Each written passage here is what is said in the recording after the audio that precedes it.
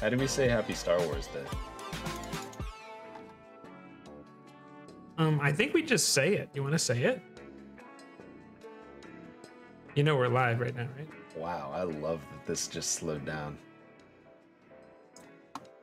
Maybe we should say hello. Yeah, we'll go to the scene now. So here we go. 3. Imagine saying stuff like Nia says in chat right now. Wait, they can hear us? I told you they can hear us. How embarrassing. Oh no. I told you they could hear us. Hello everyone, welcome to JNJtabletop's Star Wars Day celebration 2022. It's great to see you all. Oh, are we supposed to dance? I mean, if you didn't get the memo, it's okay. I didn't get the memo. Nobody sent. Or wait a second. Did I get? No. The last message I have is from Jake, and it just says VPN. That does sound like something I would say. Everybody, thanks for hanging out today. I know it was a little bit short notice. You only found out Sunday, but I see so many friends in chat right now, and it's great to see your little chat bubble faces. I'm just gonna refer to them as faces and not be upset about it. And I always feel like I can't say faces because it's not a face, but we're just gonna call them faces now.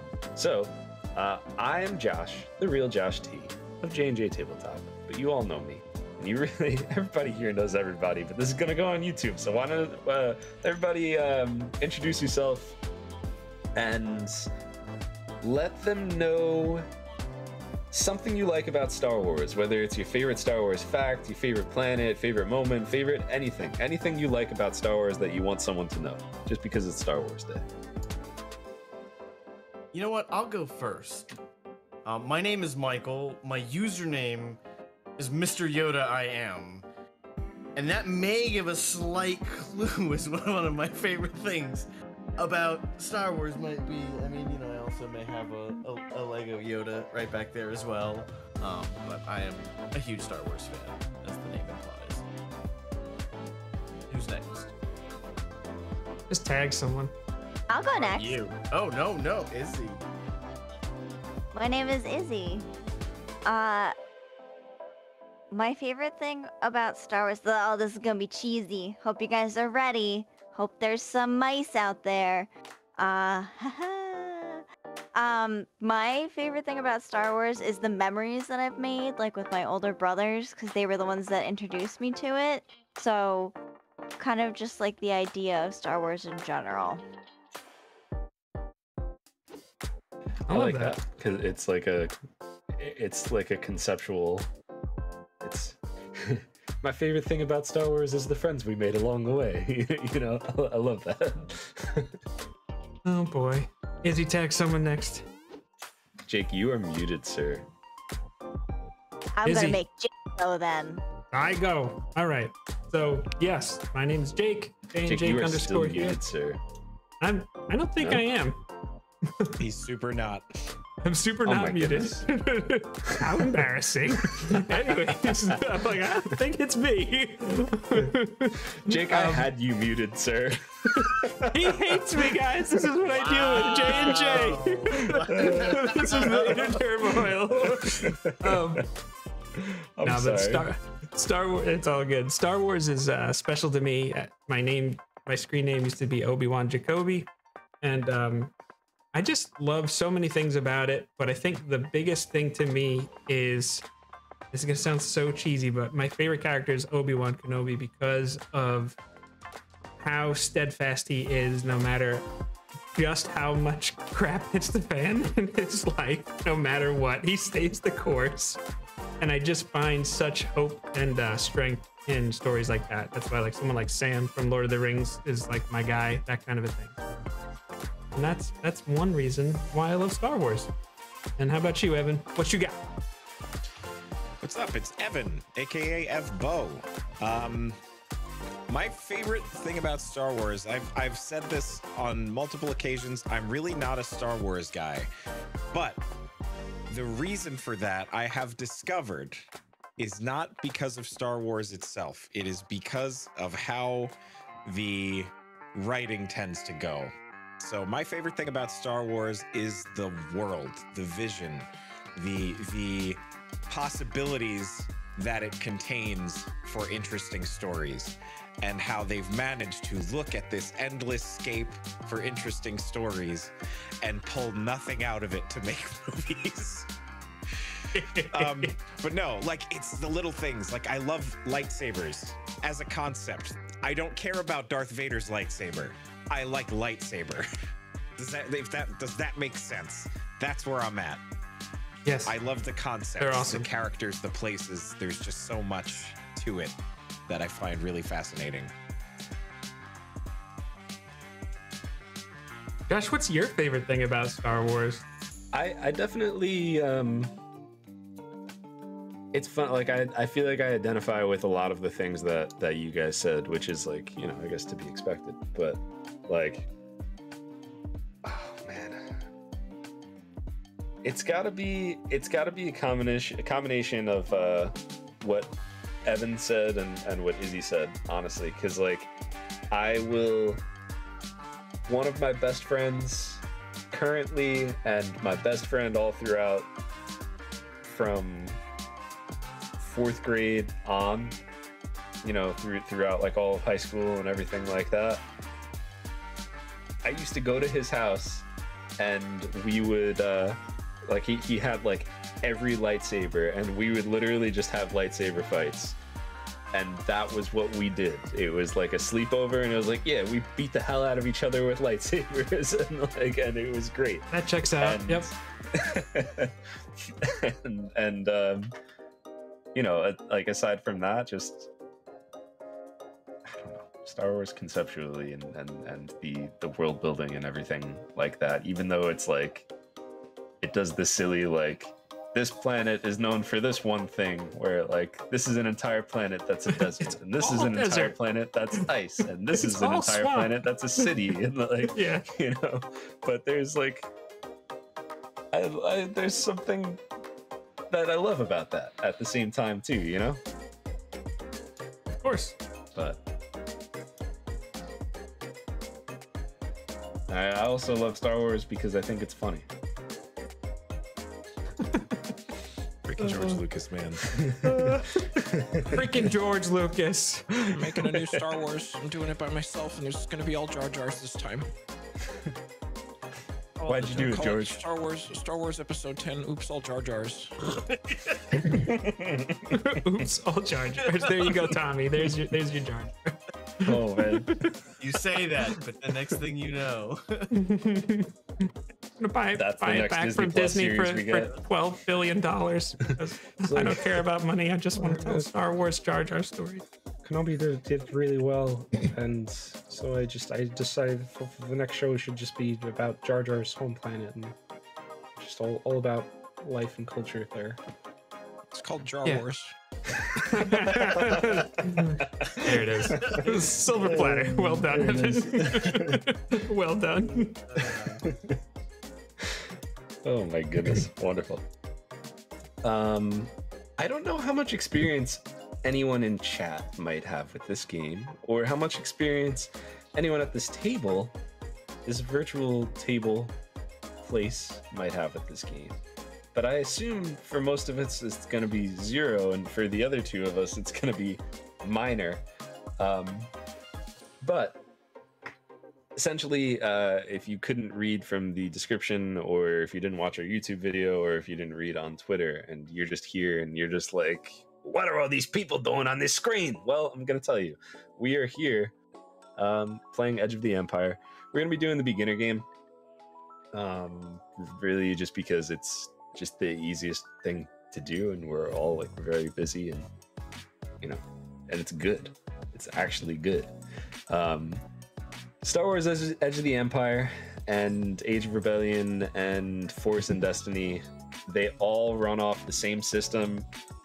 System uses the what the hell is it called? Narrative. Narrative, thank you. The narrative dice system. And we did a video all about that, released it this morning. So if you want to learn like the ins and outs of it, We go into the basics of it, so you won't learn the ins and outs, but you will learn the basics. So, but that video was posted to our YouTube this morning, so you can check that out there. If not, essentially, you're gonna roll good dice, you're gonna roll bad dice. Some good results and some bad results will cancel each other out, and then you'll be left with something. And that something determines whether you succeeded at what you're trying to do, whether you failed at what you're trying to do, or this little thing that they have in there, it's threats or setbacks and advantages. So advantages basically like a little plus. So maybe you succeed at what you're trying to do, but you had an advantage. So you, whatever the context of that might be, you know, like, hey, I did the thing, I opened the door, but I also like found this super cool like map or something like that on the floor by mistake, or you know, anything that you could think of. The reverse of that is you could succeed with a disadvantage, you could fail with an advantage. There's all sorts of little weird things in the system like that. Sounds weird, sounds complicated, but it's essentially just yes and. That's the best way that I could describe this system. It's, did I succeed at what I was doing? Yes. And there was another good result, or there was another bad result, and then we talk and decide what that result is. So we're all just telling a story together, and that's essentially what it is. That's really, I think the dice succeed at that. Jake, before we actually start doing the thing, is there anything that we should get into, anything we should announce, anything we should celebrate or explain? Celebrate. Well, I know we've been a while since we've been live with our gameplay, so we have our combat and action economy series, combat roles, movement and position. Upcoming, we're going to have bonus actions and reactions, highlighting a lot of really strong ones. You mentioned the 2 videos that we released today with the dice from this game system that we're going to play, as well as Josh and I did a video about our favorite Star Wars moments. That was fun. And then this Saturday, I don't know if Baron is still in chat, but on Blue Dragon Guild's YouTube, we are going to be playing Ravenloft is for Lovers is our game there. And Josh is going to be playing, I'm sorry if I butcher the name, Thelmatark or Ark Brightwater, who is a Bugbear Echo Knight fighter. And then I will be playing Seth Brightwater, a human Fey magic sorcerer. Yes, they have the same surname. Yes, they are brothers. Yes, one of them is adopted. But they have very interesting, a very interesting story. You'll have to watch on Saturday to find out who was adopted. Yes, it's very, very difficult to figure out.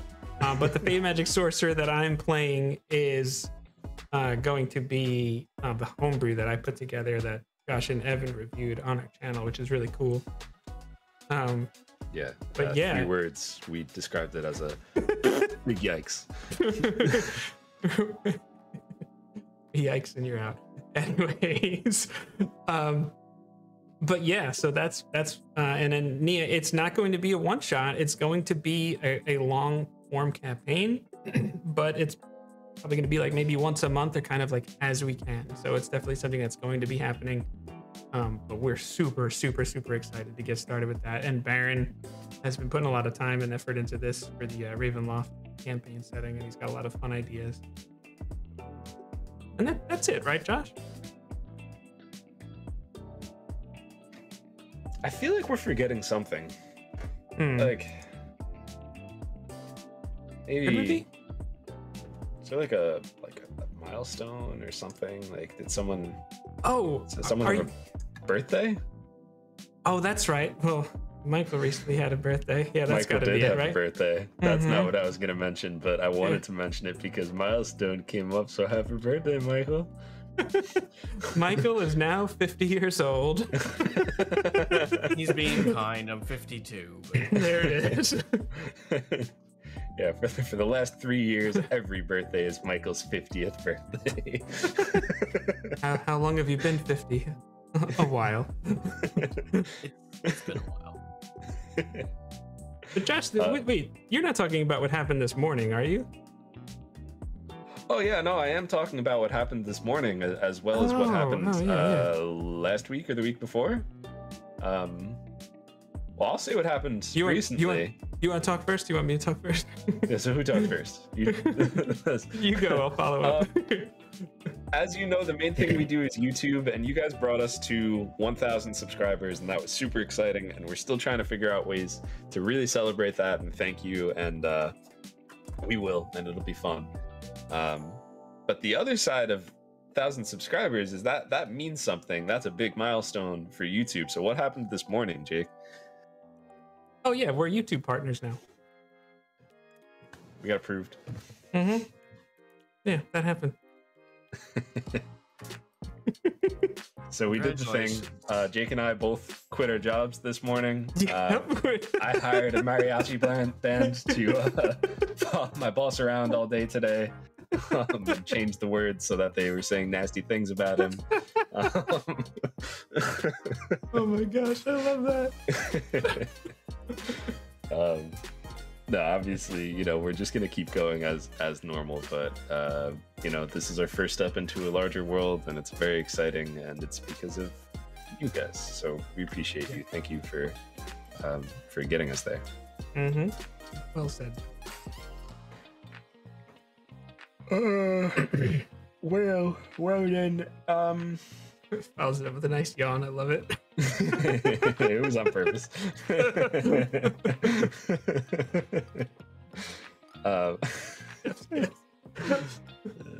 And we love doing audio, right? Mm-hmm. All right. So, everybody. Yeah, I guess are we ready to do the thing? Yeah, do you have music for this first part, or because I don't? I'll play music for the first part.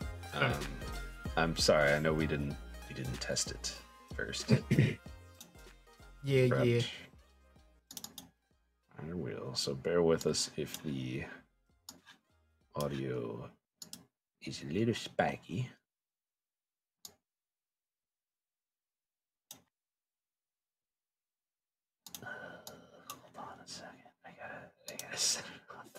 PROSE, pros. Okay. All right. To my players, it has been shared. To you all, we will now go into the wonderful world of Star Wars.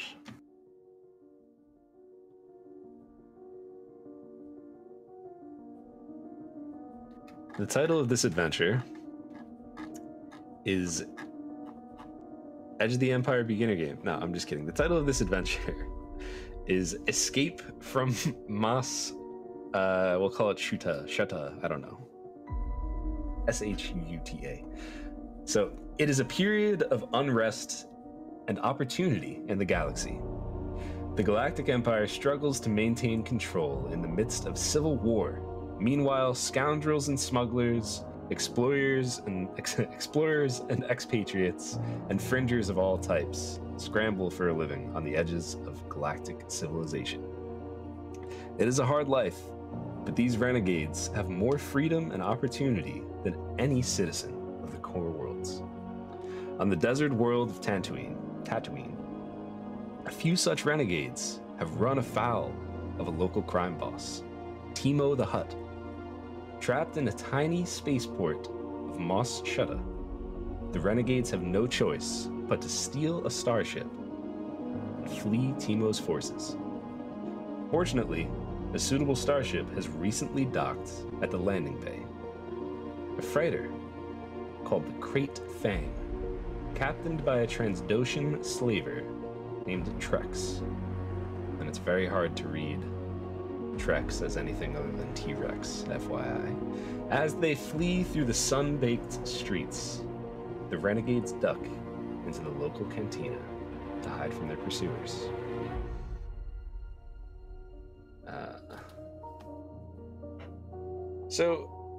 If everybody could just note that their characters have suffered 2 strain, just to represent his or her or their exhaustion from running through the desert heat of Tatooine, we'll begin. And if you want, actually, Mr. Jacoby, Yes, sir. I'll share a map Oh, jumping right into it. I love it.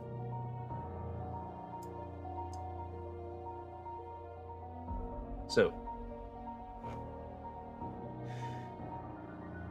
as you step down a short flight of stairs into the cantina's shadowy common room, the cool air, a blessed relief from the scorching heat of Tatooine. The Deveronian bartender pauses in his chores to stare at you, his devilish features intimidating. On a stage against the far wall, a Twi'lek woman dances to recorded music. Private booths line the walls, and the cantina floor is scattered with tables and chairs. The few patrons turn in their seats to stare at you. The only other exits you see in the room are what looks to be some sort of like storage closet in one corner, and a doorway behind the dancer. The arched roof above you, supported by thick, heavy struts, and you're being chased by Teimo's thugs, so you really only have a few moments to find a hiding place before they get in there. So what would each of you like to do? And I guess just to set the scene a little bit, set the stage, as you walk into this cantina, what does everyone see? How about Michael? What do they see when you walk in? I would say we see probably maybe 20 people scattered around drinking. Only like 3 or 4 at the bar. So the rest are at the tables and a few in the booths. But it definitely does not look like it's crowded. It's kind of just, people here and there. Okay. It's a little dark. It's not like super bright or light or anything. I would say definitely on the darker, dingier side. Okay. And what does your character look like as you walk in? I mean, kind of just like it's a little bit out of breath, breathing, some sweat pouring down, but like also it's kind of caked a little bit from the sands that are out there, so there's not as much sweat as you would expect, because it's also just kind of like dirty and a little bit crunchy as he's moving just a little bit. Okay.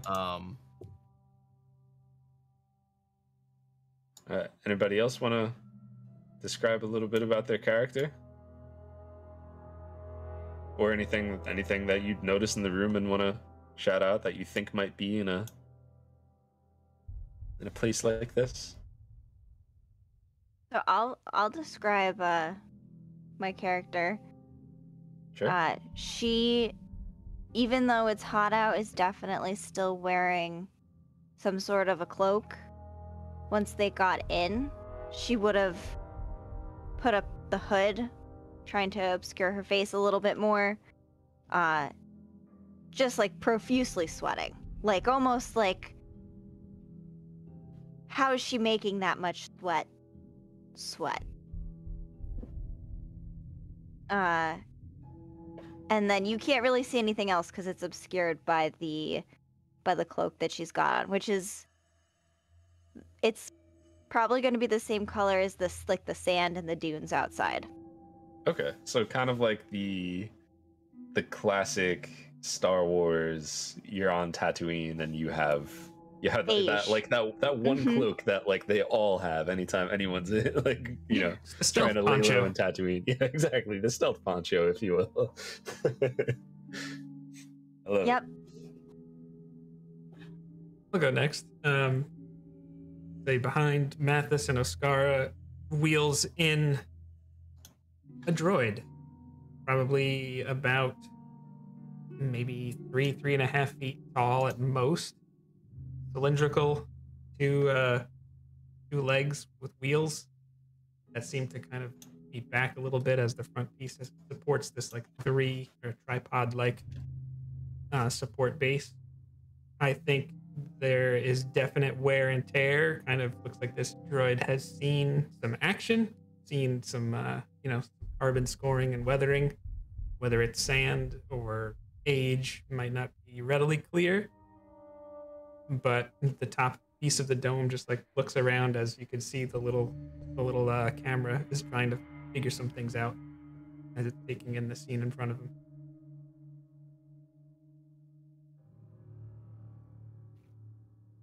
So I guess that leaves me. Coming up on the rear is another droid, about the size of a protocol droid, like C-3PO, but outfitted with a lot of different medical sort of utility items, like syringes and scalpels and drills, and kind of scary, kind of like intimidating in a way, like your worst nightmare about the dentist. But as he walks in all covered in dust, I think really quickly his little eye lights kind of like black out for a second, and his whole body just vibrates really quick, and like a layer of dust and sand just like it's like your phone ejecting water from it. There's just this quick like, and a bunch of like sand and dust just like falls down to the floor. And his little lights flicker back on, and he sees the smaller droid, who I believe we didn't get. I don't think we did names yet, but the smaller droid looking around in front of him. So you said that we all see that, like we know that we don't have a lot of time. We're on the run. Yes, yeah, you know that you don't have a lot of time, and I could read through some of the things that it said you saw as well, like as far as exits and that kind of thing again, if you like, or answer any questions or whatever y'all would like. I don't think I need a refresher because it's also on the map here, which is very helpful. Yeah. But I think my character whose name is 41 Vex, or 41 Vex, will say, well, goodness. Well, what do you think, Petey? What do you see?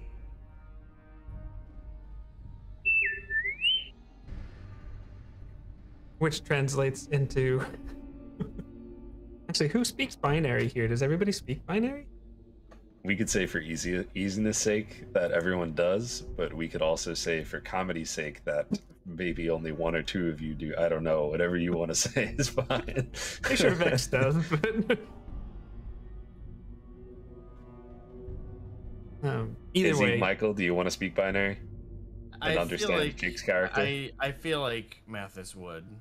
Okay. I don't think Oscara would speak it. It just doesn't. That's fine. Nope. Sure. I think as Vex is asking Petey that, he just starts wheeling forward and just says, "That closet looks good."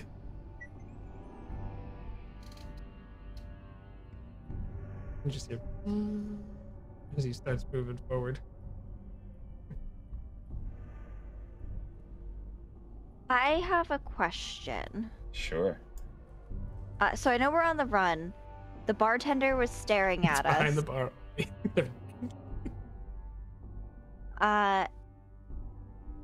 Is he like? Does he seem like he's like threatening, or is he more just like, who are these weirdos who are running into my bar? I think it's more like, who are these weirdos who are running into my bar, and we'll just put this dude as, obviously he's not Severonian, but we'll just throw that dude as a bartender. But yeah, it looks more of just like a, like those lot look like they're running from something.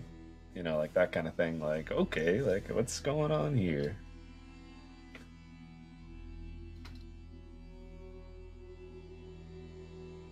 Okay.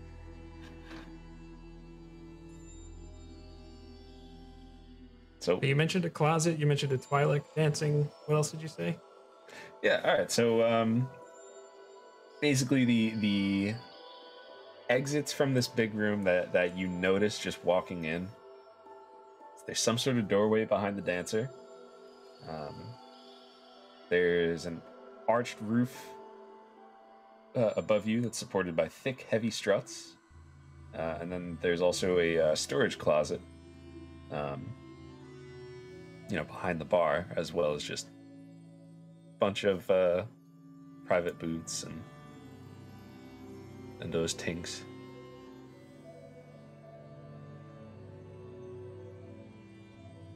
So yeah, Petey looks like he's going to the end of the bar, but I don't, everybody can react. Mathis would start following him.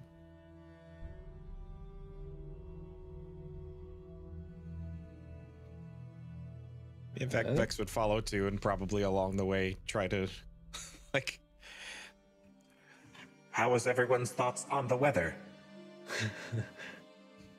just like kind of trying to finger guns people, but obviously with like appendages full of like knives and drills and stuff. Oh my. Like it seems like he's genuinely trying to be like friendly, but his visage does not, make that easy. Yeah. Oscara's gonna walk. Obviously she's with the group, but she's gonna be slightly distanced, and then I guess if everyone's heading in that same direction, I think the goal is to end up probably over here near the bar, I would imagine. So I'm just gonna put her like here. Oh, this is incredible. Okay. Edie's just gonna go to the end of it, hoping to find another way, like maybe into the bar. Like, is there a way that looks like you could get behind the bar from here, like a little service bar door that like pops up or something like that? Yeah, absolutely. I'd say on each side, right? So on the front, like the end closest to the entrance, and then the other side closest to the closet. There appears to be some sort of just like you'd be able to like pop it up and walk underneath, or there's some, maybe, well, saloon doors, we'll call it. There's saloon doors there to get to it, because what is Star Wars if not just a weird Western in space? You're not wrong. See, I could just say what Petey's trying to do. Petey's gonna try and get to the end of it, up to the top here, which I just moved him, and then I think he would just start rolling into behind the bar. But I mean, if someone tries this, like if one of the three of you say something to him, he may or may not. Okay. I think he just tends to do what he's thinking without saying. Yeah, all right, I got you. So everyone is just kind of watching PD go through and no, all right. No. All right, so Oscar is gonna walk. She's gonna wave to the bartender. She's gonna point towards the end of the bar and just go like this. 2 drinks. Mm-hmm. And if she'll keep pace with Petey, and then if she notices that he's trying to go back, she's gonna put her head on top of him and be like, "Hold it, little friend." Does Oscara understand him? Nope. All right.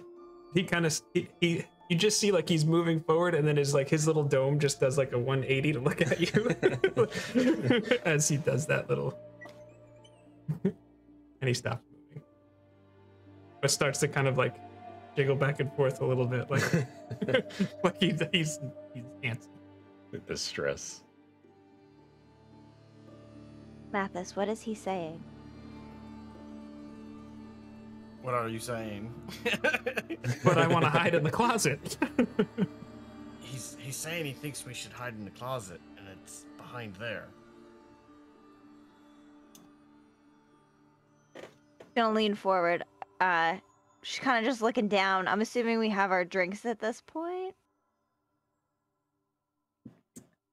Yeah, the bartender just kind of looks at you like, what are you up to? And he'll just he'll slap 2 drinks in front of you, and he'll just say, Those two could stay in here, but we don't serve their kind.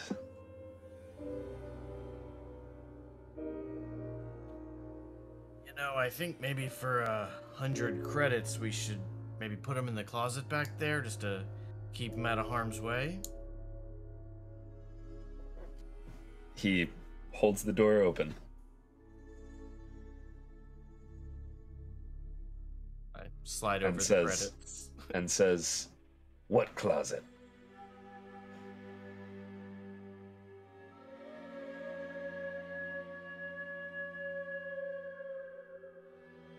Just to clarify, he's referring to the droids, right? Like, I know the closet thing is not what I was talking about. When he said those two, like, Yeah. we don't serve Yes. their kind, he was referring to the droids. Just wanted to make absolutely sure that's what we were doing. Yes. Edie just goes in there if he's holding the door open. Yeah, Vex takes that opportunity too, and as he's walking past, he just just Just goes right around. This really is a lovely establishment. Right. I agree.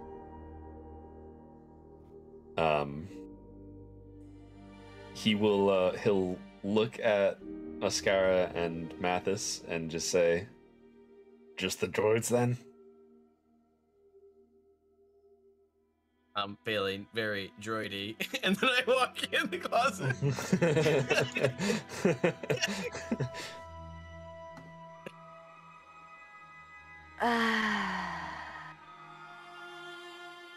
Thank you for your hospitality. And Oscar's gonna walk into the closet too. Okay. All right. Yeah. So you walk into the closet. He hits a little button on the door, and it closes behind you. And you see there's like a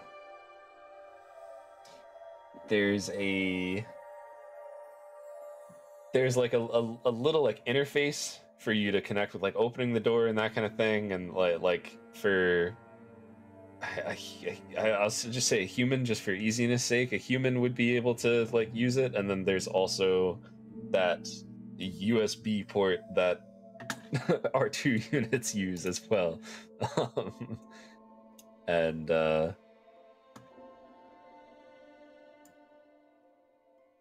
yeah. On the way in, did we notice any surveillance of any kind? Like, some establishments may have cameras or something, or anything like that? No, nothing like that.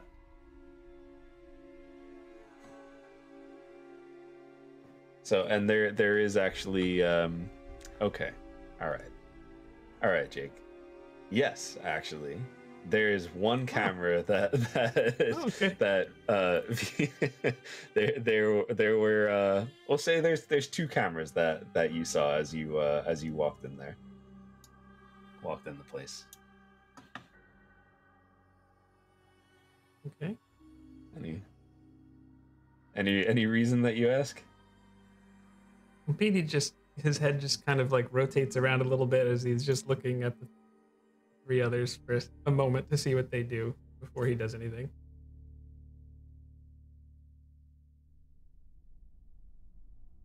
Are there any windows in the closet? Like those little tiny ones?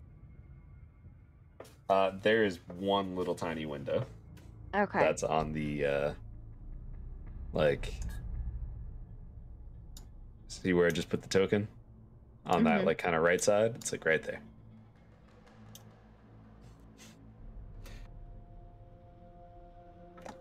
All right. Shall I continue, or does anyone have anything else that they would like to do? Just see what Evan and Michael do. I'm just waiting, kind of like Petey rolls right up to that interface and does tries nervously, kind of slice in. moving back and forth. Okay. What is PD trying to do on the interface?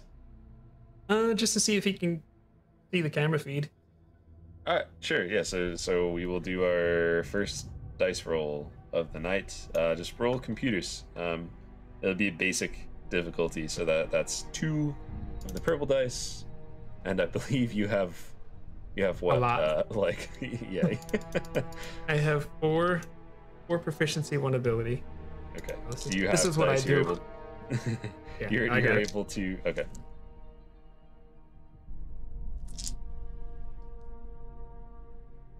Okay. Interesting. So the difficulties were 7 and 8, which is 3 threats and a fail. Interesting. My ability is a success. 2 11s. 2 advantages. Actually, so that's 4 advantages. So I think we gain an advantage instead. A 6 and a 7. 2 more advantages and 1 success. So I have the total is a success and an advantage. Okay. All right. Yeah. So you said you were trying to like get in and view the cameras. Is that what you said? That's my goal. Yes. Okay. All right. So I will say the success is obvious. You know, you were able to view through the cameras, so you could see what's going on in there. For the advantage, you see that you're able to jam the door if you would like to. Yeah, if I can have Jet to complete jam control of the the door. lock. Yeah. Yes. I can control that, sure. Yeah. I love that. Okay. All right. So since all of that is out of the way, so you know, as you you hide yourself in, you kind of all get into place, figure out where you're gonna be. Scarra's looking out that little window, I believe. PD is doing his, you know, like in his little, you know, his little USB port is what I'll keep calling it. Yeah. So moments after you hide yourselves, a small troop of pig-like Gamorreans carrying heavy, bone-breaking clubs step through the door. Teemo's enforcers. They blink their beady eyes in the gloom, peering about. You see them just kind of walking through. You hear a faint like from on the other side of the door,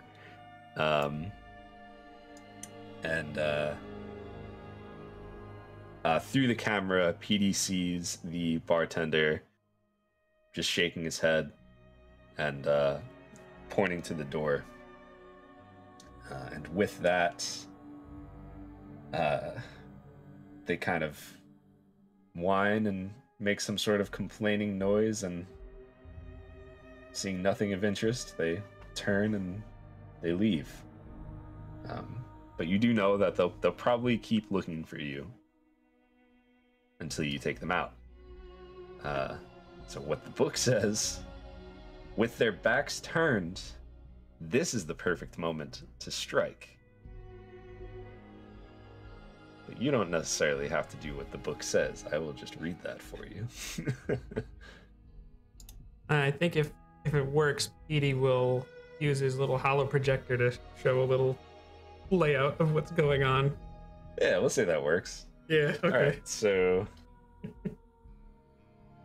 let me throw some. How many of them was it? That's what I'm gonna put in there now.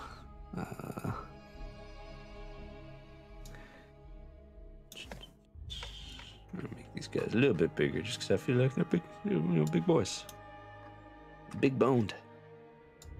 Big voice.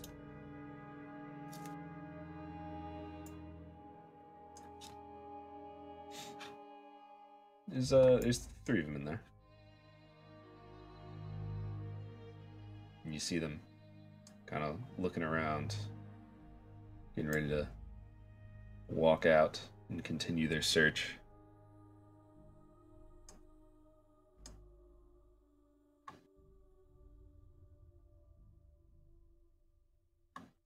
Now is the best opportunity if we're going to seize the moment. You think we should? Yes.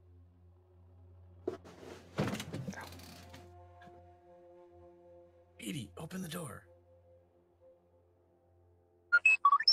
He opened the door. All Door slides open. And Wait. Don't. Can we say he didn't open the door until their backs were turned? Their backs are turned. Oh yeah, well that's what he. Okay. Hey guys, we're in here. We're in here. Over here. Close the door.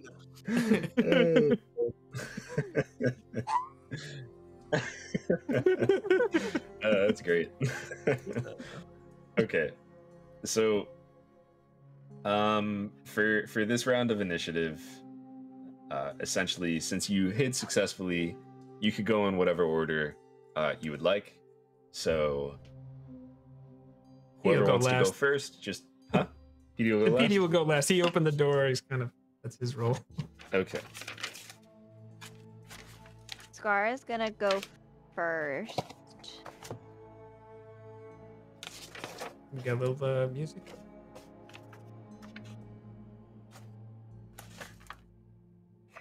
Sorry for the page turn. All right. She's gonna whisper to the group. Listen. We should hide along the bar and then take them out as quickly as we can from behind.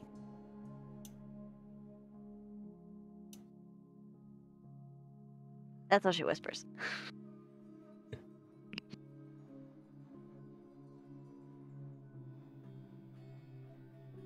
Really curious what the bartender's gonna do. He sees us starting to creep out. And how a protocol droid is gonna hide behind the bar. But we'll get to that, I'm sure.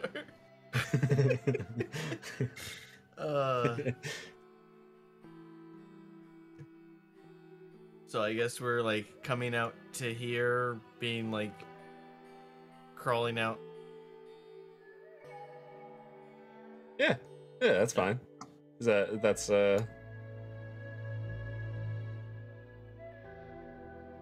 and I will remind you that there is like on that far end. I know you can't really see it, but like closer to the entrance of the place or exit of the place at this point, you are able to like there's a way to exit or enter the bar from there. So. Who's going second? Mathis will. Okay. I was kind of waiting for. Okay, and you said to start it off. Sure. You said PD's going last. Do you want him to go after the Gamorreans or before the Gamorreans? After. All right. Love to see it.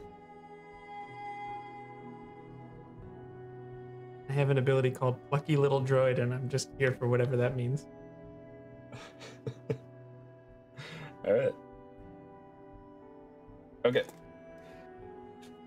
Ascara. Mm-hmm. What's your best case scenario? How do you want to do this? Do you have what kind of weapons do you have? Do you want to just tell me a little bit about what you're planning, and then I'll help you get there. Ascar would like to sneak along the bar, like crouch down, and then when the last of the enemies walks by the bar, she wants to sneak out of the door and just put her blaster to the back of his head and just take him out. Point blank. Very, very Melly-like in the way you're handling this.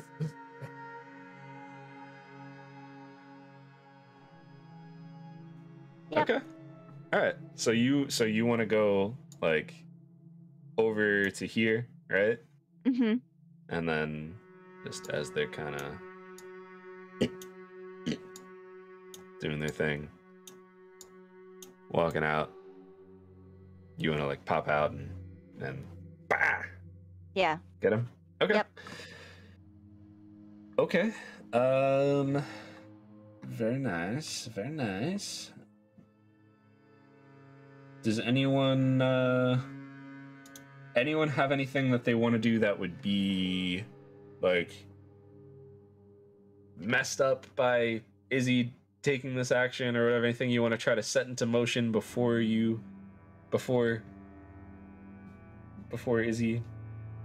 blows the top off this? I mean, I would say like Mathis is ready to move the second that he sees her starting to like do her thing. So I would say it would be kind of simultaneous, like a second, you know, like split second behind. But sure. All right. So, with that, we'll say, I mean, Jake, if you have any sort of combat music that you want to throw that on. If not, don't worry about it. I think that's the one thing that we said that we didn't have. Now that I ask you that live on stream, so yeah, you don't have anything to do? I could pull it up. I could use other music. It's fine.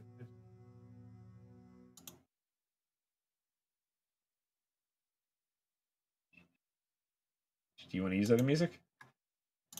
That's fine too. Okay. Here we go. All right, so Izzy, Oscara, I wanted to call you Melly. It's very difficult to not call you Melly. Let's see. What is your weapon? You have like a heavy ranged weapon, right? Yes, it is a blaster carbine. Okay. Carbine. So, However it's pronounced. both is correct. People say both, so it's widely debated. Put the correct spelling in the in firearms world. Yeah, just tell us tell us how it's pronounced just by spelling it. Yeah. Okay. So, Oscara, you walk out, pull out your blaster, and why don't you do me a favor and roll from your dice? So, how are you rolling? Are you using the conversion, or are you doing the? Oh, you're doing the app. Okay. Or is that the app or the website? The website. Okay. All right. So you're gonna add 2 of the yellow, which is 2. proficiency. Got it. 2 of the green. 1, 2. Okay. And hold on 1 second. Let me just see how many of the purple you're supposed to add. 1 purple. 1 purple. Yep. And why don't you roll on that and Roll dice. Okay. 3 successes, 1 advantage, 2 threats. Okay. The end So- result is 3 successes, 1 threat. 3 successes, 1 threat. Okay. All right. So what I will say is what happens is, first off, I mean, your blaster, just reading it off your character sheet, it's going to be 9 damage on a hit, plus 1 damage per success, which is very good. Like very, very good. So basically, the way combat works in this is you're going to have a soak value that is automatically damage that's just like soaked and disappears. It's like armor, right? So how many successes did you have? In total, 3 successes. 3 successes. Okay. Yeah, so you will deal then 12 damage to this boy, and he soaks 3 of that, and his wound threshold is 6. So he's just that you know, he's out. Did I have you add a blue die? Let me look. I don't think I did. No, you did All not. right, roll a blue die for me. Just 1? Yeah, just 1. Roll die. 1 success. 1 success? That's Okay. what it says. Nice. All right. Yeah, so you do another point of damage then, and he's really dead now. Extra dead. Yeah. So you get that loud blaster, and the threat that I'm thinking would be when you shoot him, he falls and lands on the door for the bar, so you can't really like easily like open the door. You'd either have to kind of like push him off of it or just climb over the bar, which you would be able to do and stuff, but you can't just like easily open it. Does that sound fair?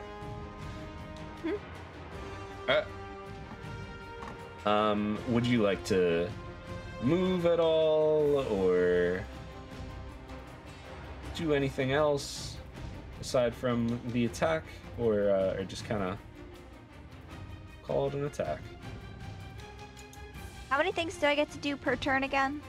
So, they break it down into you have like one major action, which would be your attack. You're also allowed to do a maneuver, which would be like aiming or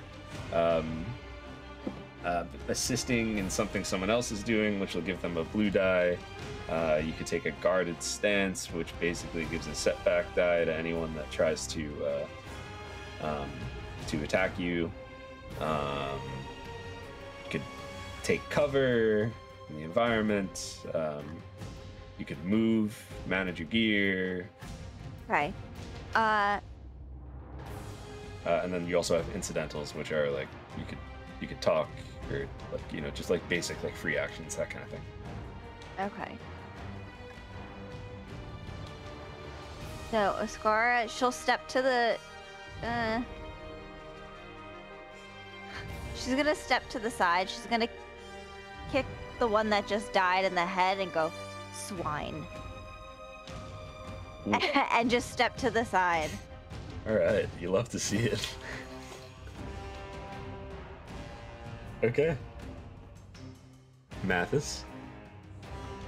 All right. So as soon as like you see her kind of like step out and start to do her thing, he just kind of like puts one hand on the bar and just like hops over it.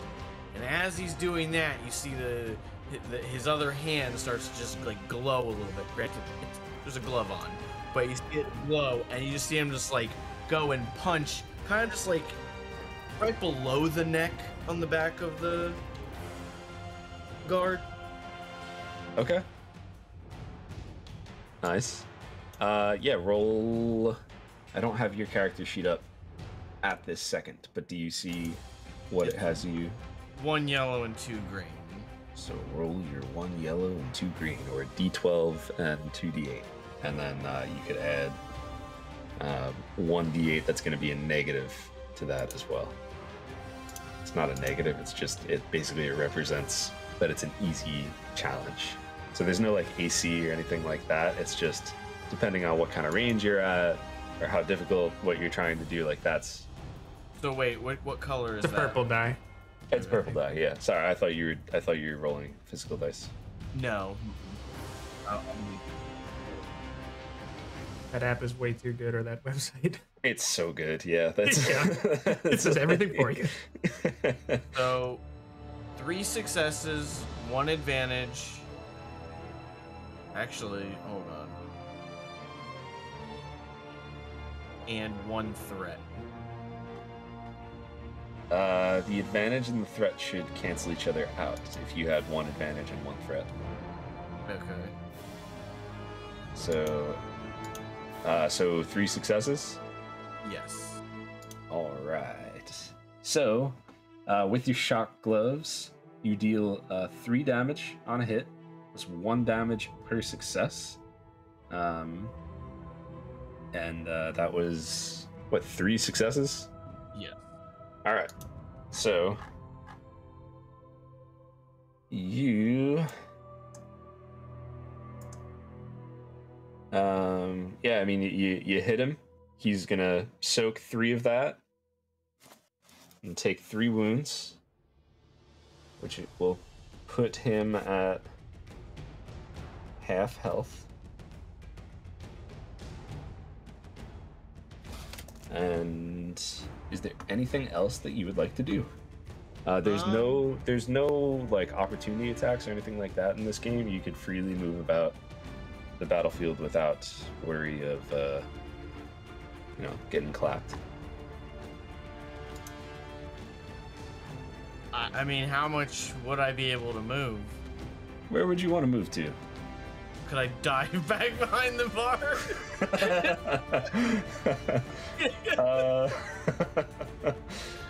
That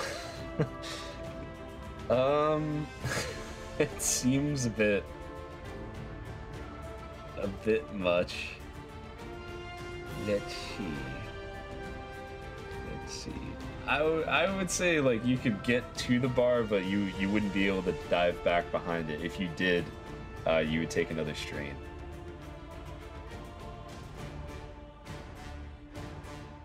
I don't think it's worth really going anywhere. Okay. Sure. All right.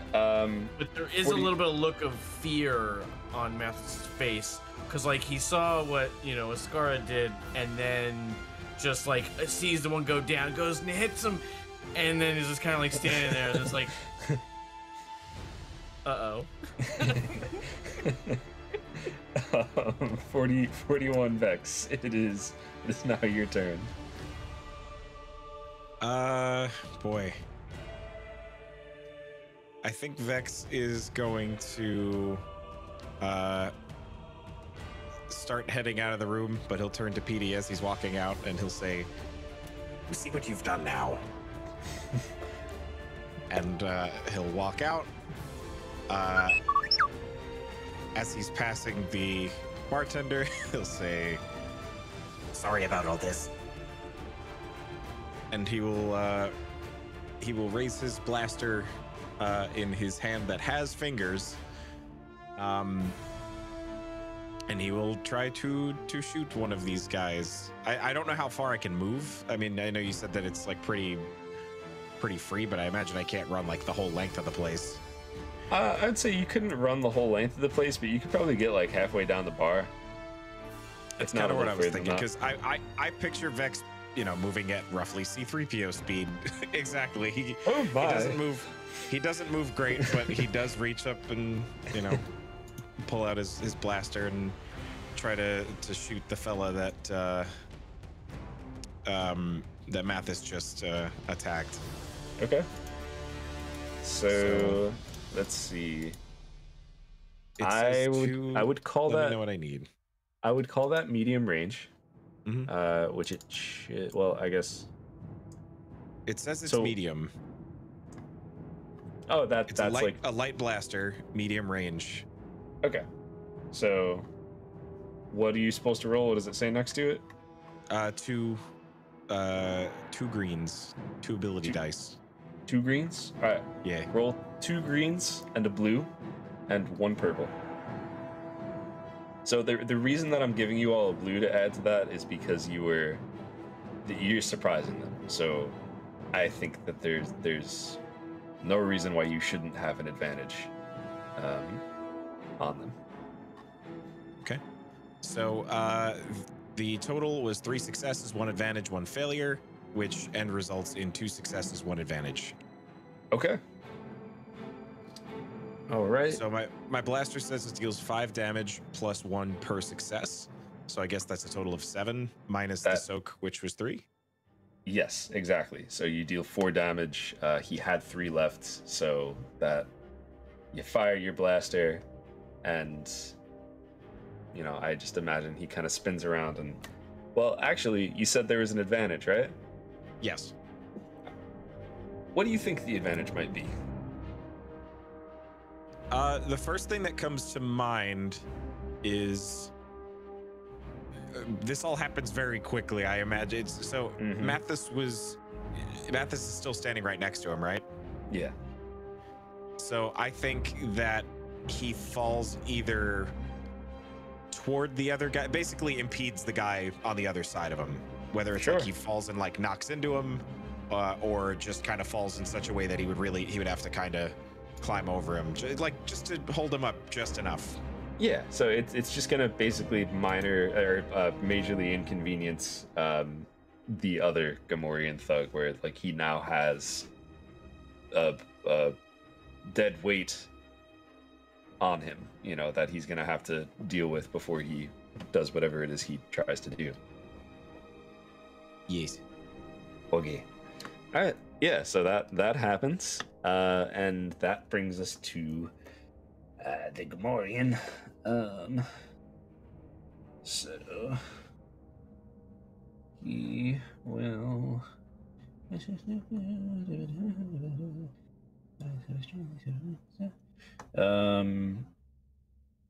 Okay.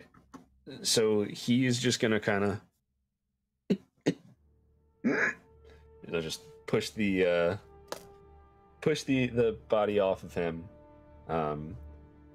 Take a step towards Mathis, and with his like bone club that he had, he is going to try to smack Mathis.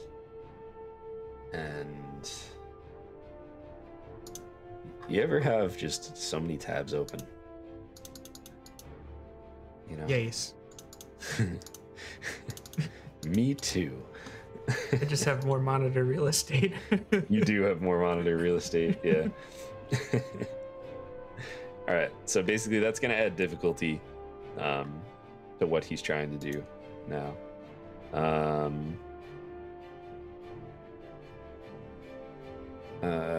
His end result is 1 success, which... Why do they not have?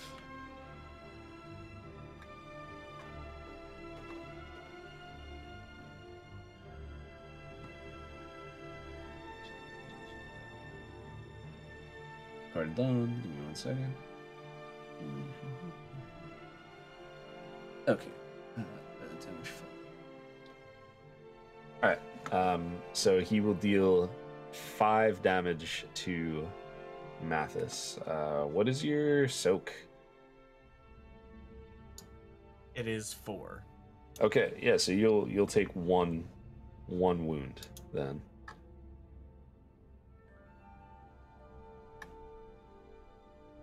Ah, I'm wounded. Wound is it's hit points. It's hit points. But only slightly.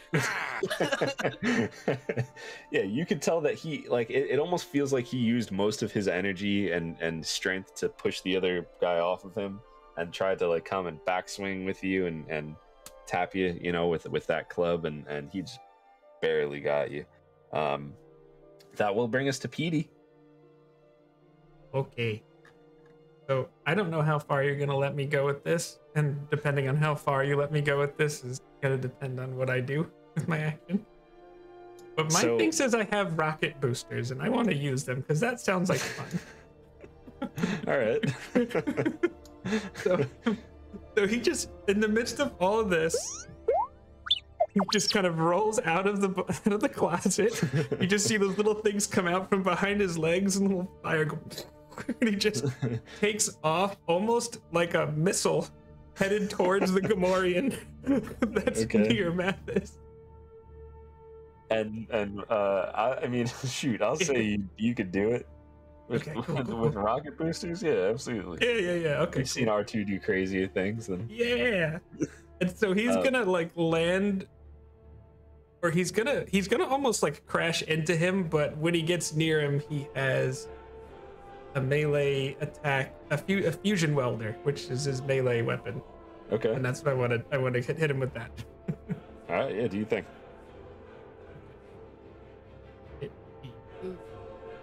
Nice. And do I still get the blue thing? Yeah. Or no? Add the blue to whatever your dice are. Yeah. What kind of dice are you rolling? Or Just 1 proficiency. Just one. 1 proficiency? Yeah. I feel like that's surprising based on how well all Utility your other guy. stats are. Yeah. And then do I have what difficulty do I do? 1 purple. All right, I get 1 success and 1 triumph, All right. which is calculated as an additional success. Yeah. So what kind of damage does it say you have the ability to do? Damage 5, and it doesn't say anything else about extra successes. But if that's a thing, I don't know. And it's burned damage. No, it's not burned.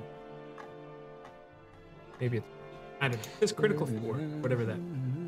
Let's see. Damage 5, critical control, burn 2, sunsetting. I feel like it's silly that it doesn't add extra damage based on how many successes, so why don't Maybe you that's add... the triumph. Yeah, that's the triumph, exactly. So 5 damage plus your 2 successes, right? So 7? Yeah. Alright, he will soak 3 of that, but still take 4 damage. Which will bring him down to 2. Can he be on fire? There's a little fusion welder. Yeah, sure. Let's Yeah. there's like a little ember, and it starts to spread a little bit, not like too far just yet. And it is Ascara's turn again. You can tell he's kind of like starting to panic. So he's not dead yet. Not dead yet. So let's shoot him. All right. It's just gonna be 1 purple in addition to whatever your skill is, which I actually, for whatever reason, I still have yours up. So it's 2 proficiency and 2 ability. Which are the green, right? Yes. Yeah. Okay. 1 purple, 2 yellow, 1 green. 2 green. Roll 2 green. Yes. Sorry. So 2 successes, 1 advantage. 2 successes, 1 advantage. Okay. So you deal, jeez man, you deal 11 damage, and you get an advantage. So he's dead. And if you want an advantage and you could think of something interesting or cool that you would also like to happen, you just let me know.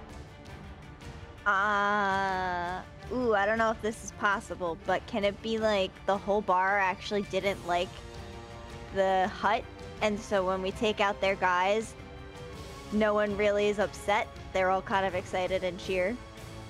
Yeah, absolutely.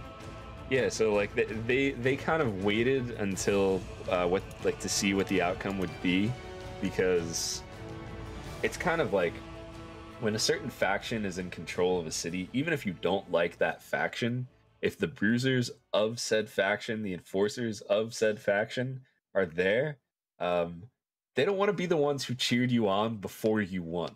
So now that you won, everybody just kind of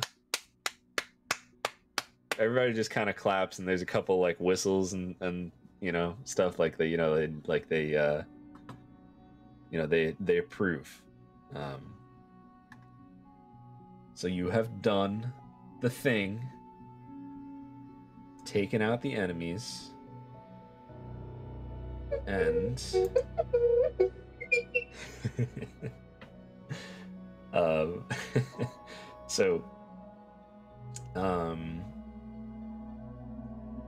you have won, the Gamorreans are defeated.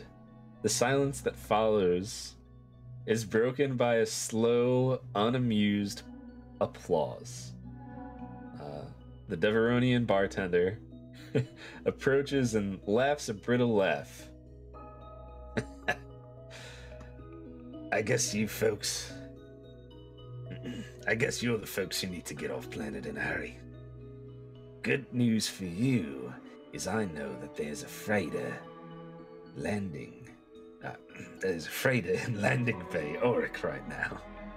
Bad news is its captain, Trex, or T-Rex as I like to call him, is an associate of the Hutt's and won't just let you on.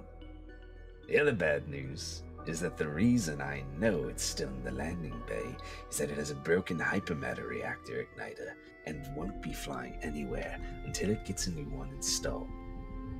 I bet Vaughn over at the junk shop has one.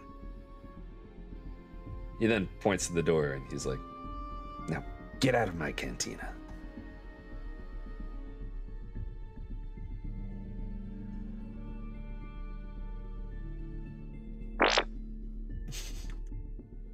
Yeah, Oh, well, that's not nice. I mean, if we get that, I could install it.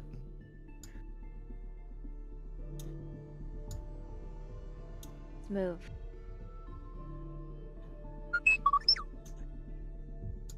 All right. So I am going to. Where is it? An I excellent, have a map of the. Huh? an excellent question. I have a map of the whole. Oh, I know what it is. I called it Tonto map. I just shared it with you all.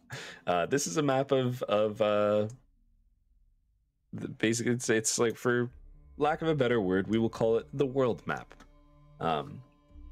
So you're just in the cantina, which is pretty much like all the way south on the map. If you look that way, you essentially, what you know is that in the junk shop just north of you, there's a hypermatter reactor igniter, which is needed for the ship that this guy just told you to steal. And you would also know that that ship is all the way on the northeast of town. So you have defeated the Gamorrean guards and or Gamorrean enforcers, whatever we want to call them, whatever. And you know, now you're kind of have, you know, the bit of direction that you were given, or information that you were given at least, is that there is a ship. It's owned by a slave trader, so i.e. a horrible person who works for the person who is hunting you down. It's in a landing bay. Just needs a hypermatter reactor igniter. And all you have to do is go to the junk shop. It's just... But I was gonna go to the junk shop and get a hypermatter reactor igniter. I was gonna say the same thing. Error brain way too often. Yeah, that's very true. You don't have to do that, but this is where you're at. So, what's going on?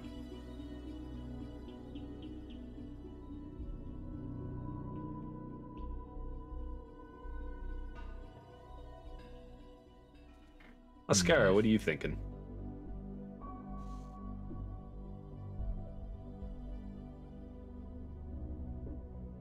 Quietly and discreetly through the smaller alleyways to get to the junk shop, because there are probably other enforcers on the road.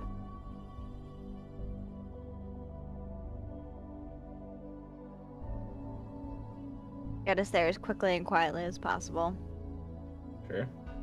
and then take what we need. This is what Ascara says, or he just started heading there?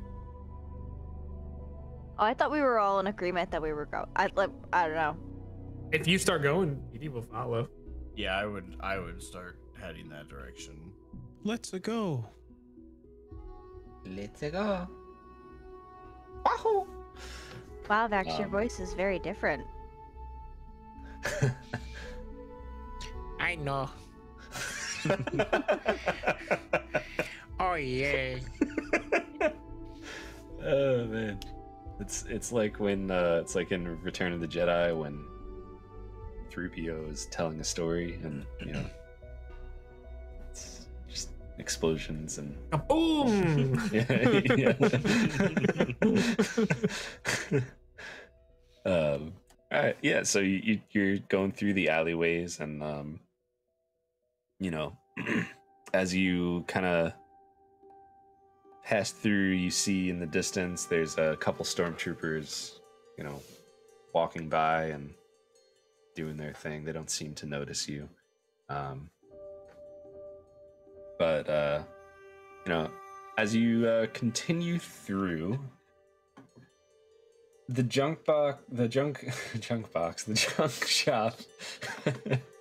This has been reading has been a challenge tonight. I don't know why, but the junk shop is immediately obvious by the scrapyard adjoining the low pour stone building. As you do you step inside? I guess is the first question, because you have arrived to the gun. All right. So as you step inside, you see a older looking alien. I forget what they're called, but you know, it's like the fly alien. It's, you know, the Watto dude. Yes. Yes, yeah. Yeah, just kind of, you know, moving around behind a low counter covered with disassembled droid and machine parts. He glances down at you and then turns to a garbage can shaped R5 droid standing at his side. He kicks the droid and shrieks, "You're supposed to tell me when I have customers, you bucket of bolts. Go outside and finish stripping the speeder bike wreck." The droid trundles off with a surrey. And he turns to you and says, "Welcome, customers. As you can see," he points at the racks and shelves and enormous buckets full of scrap metal and parts. "Have anything you can want for the right price. My name is Vorn."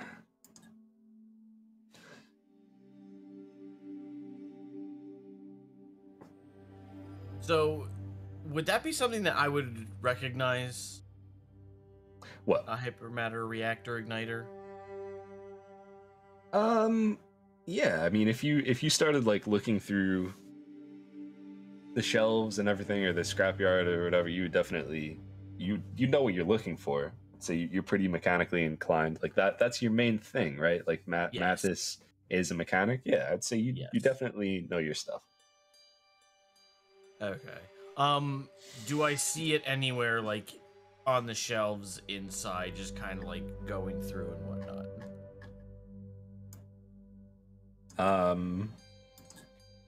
As you just kind of like look around, you see that he has one.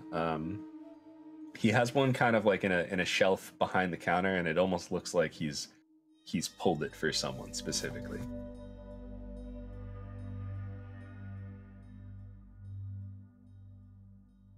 So I kind of nudge Ascura and I go, "That's what we need right back there." All right. What do you need? Ascar is just gonna point to it. That. How much? The hypermatter reactor igniter. How big is the part? Yeah, it's actually surprisingly small. It's like, say like, I don't want to drop all my dice, but this big. Okay. Um, It's a lot of words to describe a small part, but yeah. It's not for sale. I only have one, and it's promised to Captain Trex of the Great Fang.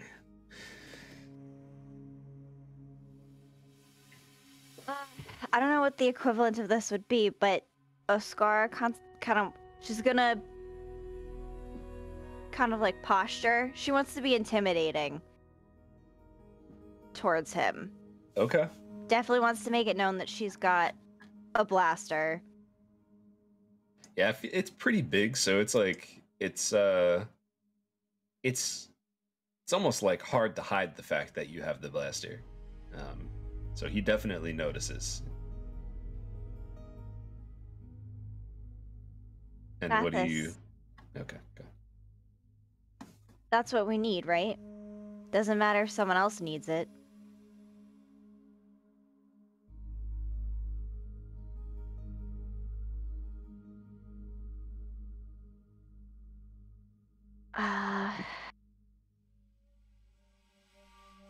So, are you gonna work with us or not?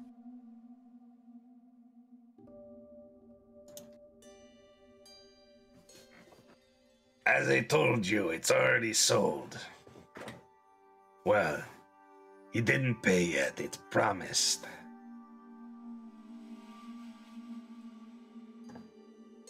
How much did he pay for it? Or will he pay for it?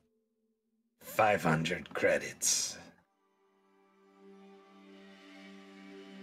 How about we give you 200 credits and you get to keep all your limbs attached to your body?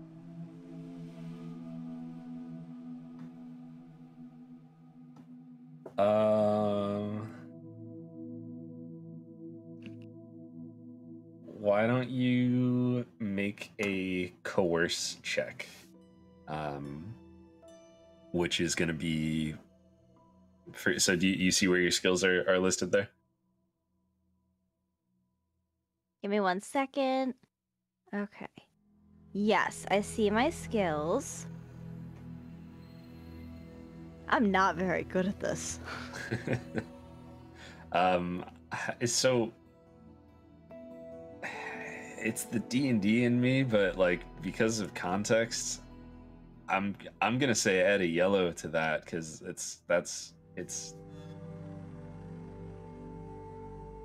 just doesn't make sense for it to be what it is. That you know what I mean? That's gonna be 2 green and 1 yellow, right? 2 green, yes, 2 green, 1 yellow, and that's gonna be against a purple and a red. Okay, hold on. Accidentally rolled without putting the purple and the red on it. So, Ain't no problem. can I just add these? Is it gonna re-roll that too, though? It is gonna re-roll that. I could roll the purple and red if you like. Yes, if you don't mind. That ain't no problem. And then we can figure it out. Alright. I have a failure and a despair. I got 5 successes. You have 5 successes. Well. That is pretty dang good. Let me just double check one thing before. Exactly. I have successes on 3 dice. That's incredible. It is really incredible, right? That's like really good. Where the heck is this thing? Okay, whatever. Yeah, so that sounds like a success to me. It sounds like a triple success to me, actually.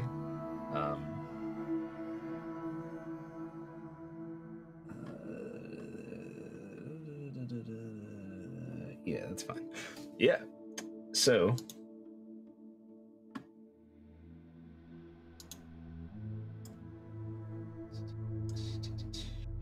give me 1 moment.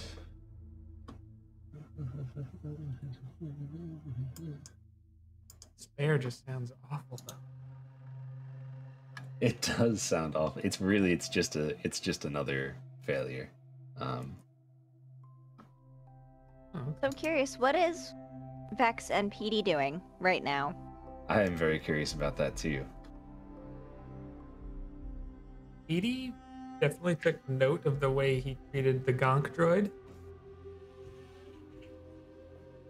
And was just trying to pay attention to the interaction while looking around the shop to see how it went. Like wheeling around. Probably staying near Vex. I don't know what Vex is doing. So Vex has actually gotten quite distracted. Okay.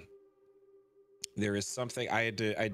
This is not in the thing that was sent to me, but I was looking up the character to like get as much information as possible because I wanted to like get into this character.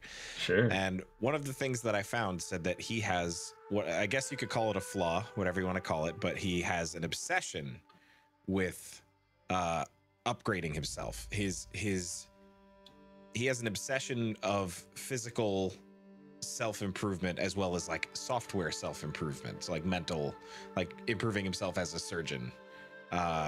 So I think in the mix of this and seeing all of these robot parts, I think he would have done one of two things depending. If he saw any like surgical stuff in the room, he definitely would have been like drawn to it and like started looking at it. If not, then he would have followed that little droid out of the room. And you said he was looking pretty beat up, right? Yeah. That little droid. So I think he would probably like try to like tighten up a couple bolts or something to help him get around a little better. But in the process be definitely looking at stuff that he could graft onto himself. So that's what he's up to. Sure. I mean, like you see plenty of what the heck are they? You see plenty of like stim packs and emergency repair kits and you know, mostly that kind of stuff, and then really just like junk, like spare parts that, like, if you had a screw loose, we'll say, you know, you would like like rusted out parts or whatever, you'd be able to use those, but not really anything like software or any medical equipment that you don't already have. But let's see. Why don't we have you roll mechanics for cleaning up that there droid there, guy? Okay. And just I get give a me proficiency die and 3 ability dies. and give me 2 purple. 2 purple? 1, 2. Okay. So total 3 successes, 2 advantages, 1 threat, meaning the end result 3 successes, 1 advantage. Yeah. So you are able to really clean him up, and you know it's like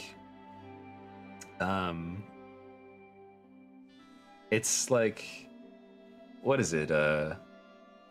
Is it Force Awakens or is it? No, it's the whatever the last Star Wars movie they made with the like droid that is on the one wheel, and does Rey like oil it or something like that, and then it starts like moving around like fast. Is that a thing that happens? I think that's the thing that happens. Whatever you do, it's moving a lot better now, and it's living life and enjoying life.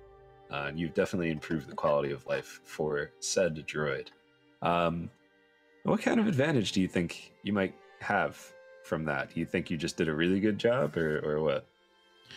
I would think either I did a really good job, or maybe that little droid knows something that might be of help to a medical droid, or knows where another, you know, maybe a slightly not as good igniter might be. But like a weird, like a particularly interesting piece of junk, I would think maybe might be something that would come from that. So I will say, yeah. So it like the droid kind of like rolls away for a moment, and it comes back, and just it's dragging behind it some piece. It's like some sort of like surgical equipment. That it looks kind of beat up, like it might need to be like fixed up for you to really do anything with it, but like, you know, you could definitely do something with it in the future. It just needs some TLC. Okay. Oh, well, thank you.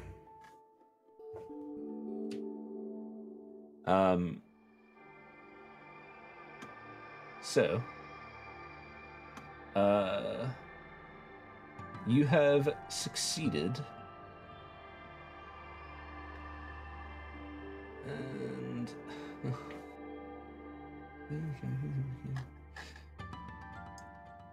interesting.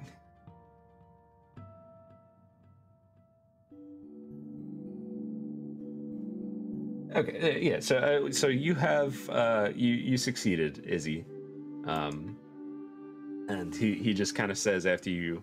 I know we had a lot of time in between what you just said to him, but you said, "How about you take 200 credits and live to tell the tale?" Or that might not be exactly how you worded it, but Good summation.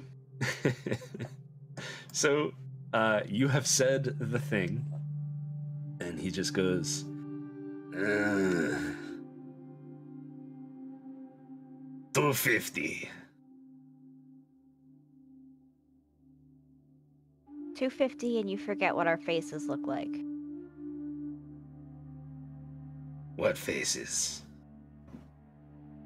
Oscar will hand over the money. He'll toss you the thing. And he's not really like happy about it, but All right, I think our job's done here, guys. Let's go. Calls this thing an igniter. This thing has more carbon buildup than Petey does. Get out of here before you steal everything else out of my place. I've already wasted enough money on you. You don't have to be racist, Mathis.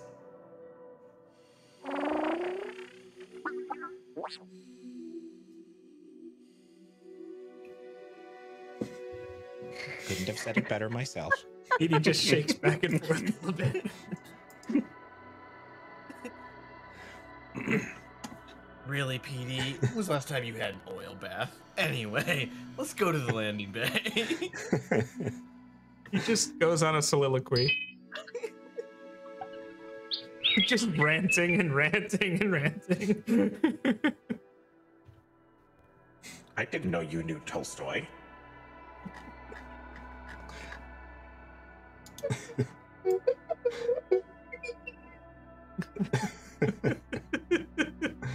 Oh, that's great.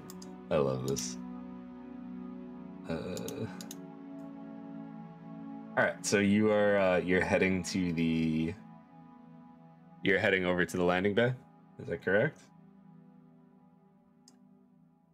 Definitely head in that direction. Yeah, right. Which landing bay? You said it was what- Auric. Yes. Okay. Yep. This is the northeast corner.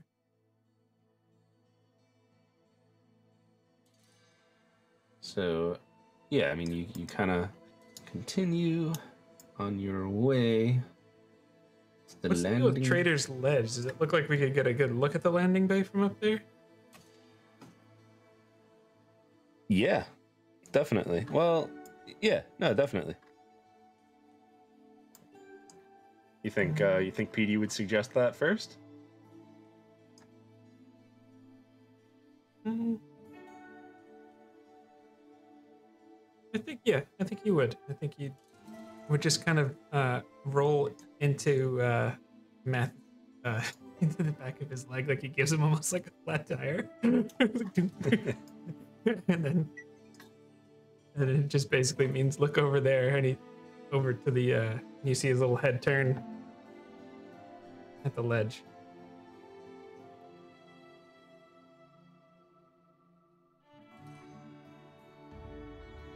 Mathis. Might be good to get a vantage point there. Yeah. Can we head up there, or is that something that only like me or Ascara could get up there, or could the droids get up there as well? I would say because Star Wars, like, there's probably some sort of like ramp to get up there. I don't need no ramp. Okay. It just takes Vex about 45 minutes. I guess we are in a hurry.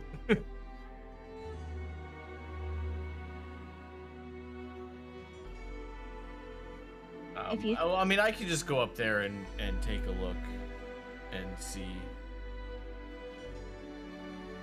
What do I see from that vantage point? So from that vantage point, You actually see something that it's a good thing you looked, because you could see that there's some sort of docking clamps that are holding the crate Fang in place.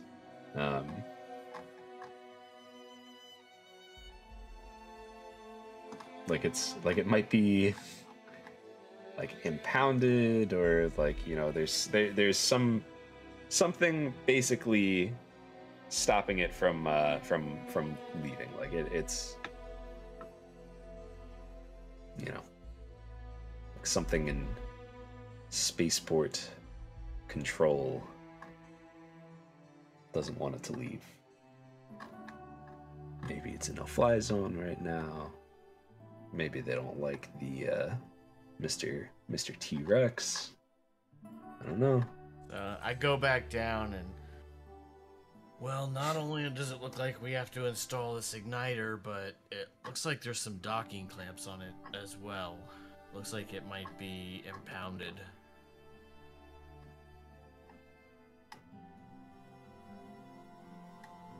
Docking clips? This is a question.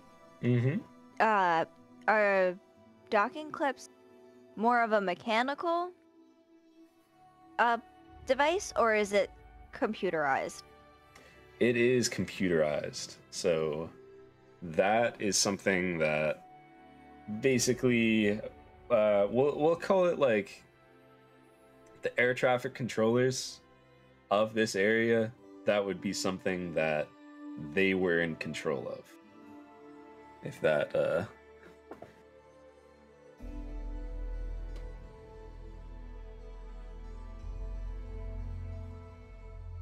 Mathis, how hard do you think it's going to be to get those off? I mean, with Petey's help, if we can find the right terminal for him to connect to, I would think you could probably hack and unlock it, don't you think?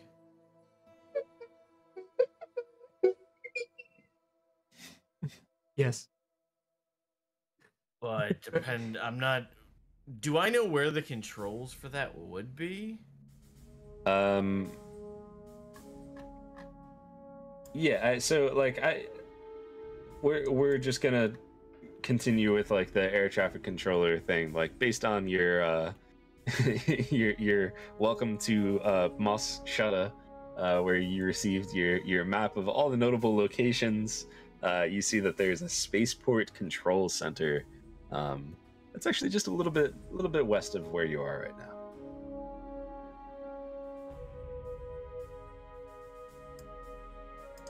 So we'd have to do that from the Spaceport Control Center back over that way.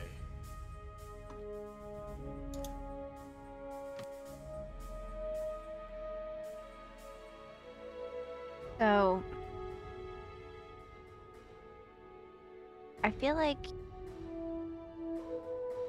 what do you think about... Oh my gosh, I really want to split the party, but Do it! Party. Split the Do it! party. Split Always. the party. Just do it! The best stuff happens when you split the party. Mathis, how long is it going to take you to install that device? You're pretty quick, Mathis. As long as you roll well. Honestly, these are generally pretty plug and play, so I would say just a couple minutes if there's no complications. I'm thinking it might be worth it for Petey to go unlock the whatever they're called, and you start the installation. That way we can get everything done at the same time.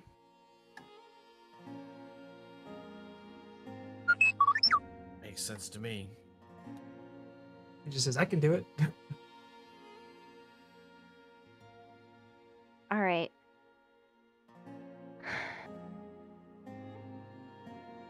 Petey, I don't know what you're saying, but I'm gonna go with you to make sure you're safe. Vex, do you want to go with Mathis? Yes. This way, if he sustains any significant harm, I can fix him. Sorry, when? You're very reliable. Are you sure you don't want to come with me, Skora?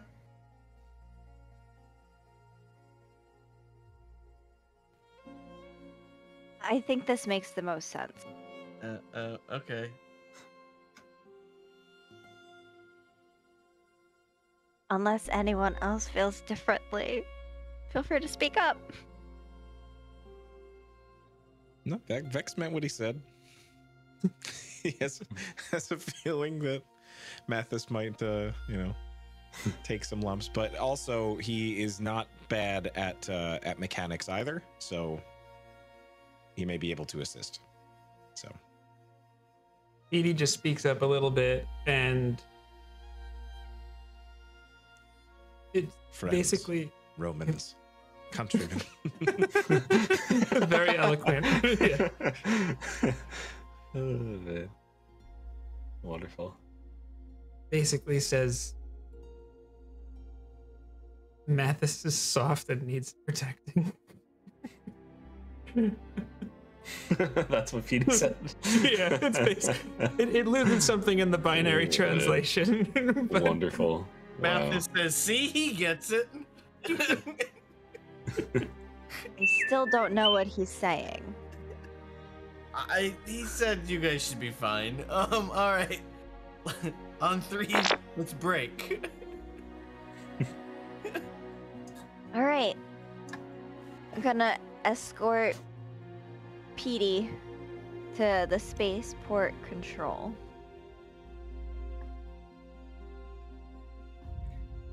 he rolls along. All right. Let's start. All right, who wants to go first? How about that? Who goes first? We go first. You go first. I'm gonna say I think Mathis actually. Let's have Mathis and Vex start this off. All right.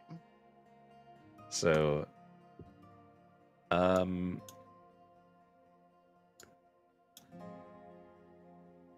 you are able to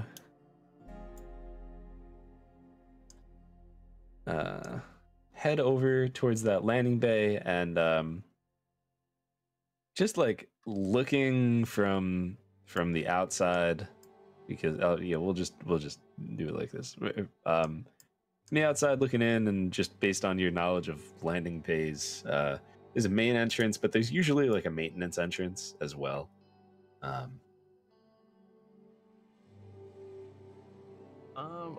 I'm gonna look for the maintenance entrance. Well, actually, I feel like I would know where the maintenance entrance would be. I also feel like you would know where the maintenance entrance would be, because that's kind of your thing. So you would know it's kind of off to like the left-hand side of the building, and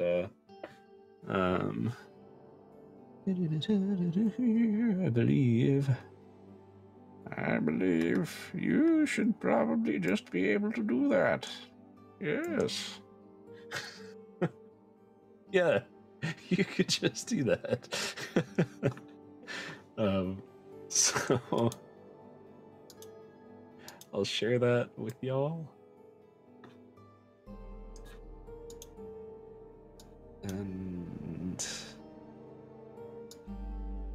if you go in through the maintenance entrance, it will bring you to the left-hand side of this map of a YT 1300.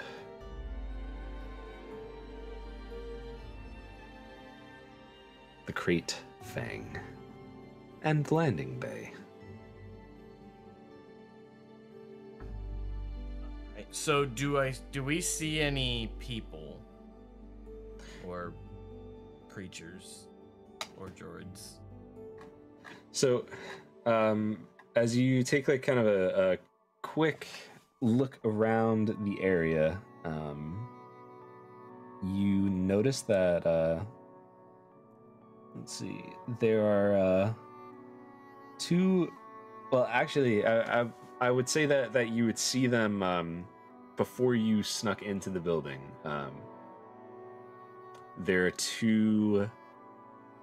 Does everything sound okay to everybody, or is it like, did anything get weird? Do I sound good still? Sounds fine to me. The music's a little Okay. crispy. Yeah, Okay. the music got chopped. Oh, that must be Discord for you. So essentially, you in the front of the spaceport, there were two rusty-looking security droids that are just kind of standing by the entrance, doing droid things. But as far as the inside of the building, it seems pretty empty. Not much going on inside.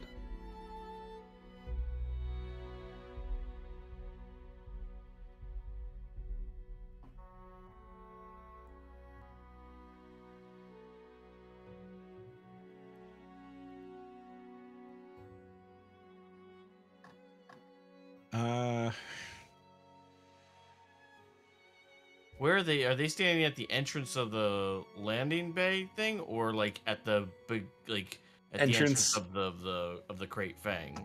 Entrance of the landing bay. So I will say, do we have the droid? Yeah, we'll use these boys. These boys. So like, it's open, so you could see them when you're inside the building, but they're right over by the entrance, and they're kind of just posted up over there, hanging out, guarding.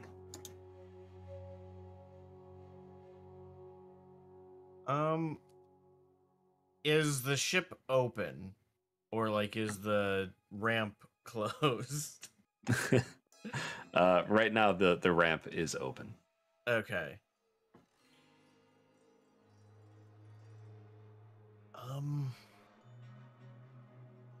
Do you think you should come with me, or do you think you should kind of stay out here to make a scene if you see that anyone starts to go into the ship?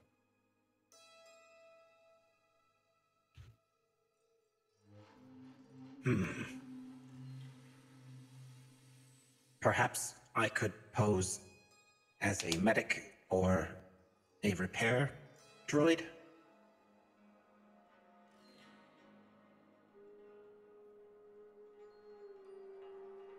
And as you said, make a scene should someone arrive.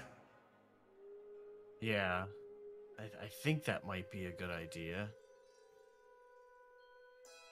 Or do you want to try to sneak in there with me?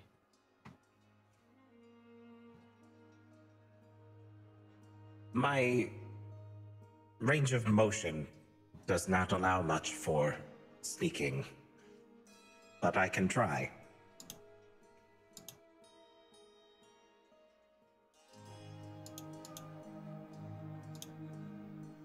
All right. Let's do this. So, I'm going to start trying to sneakily work my way into the ship. Okay. Why don't you roll a stealth for me?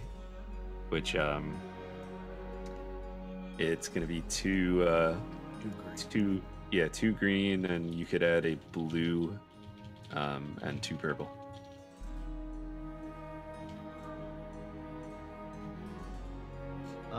One advantage, 1 failure.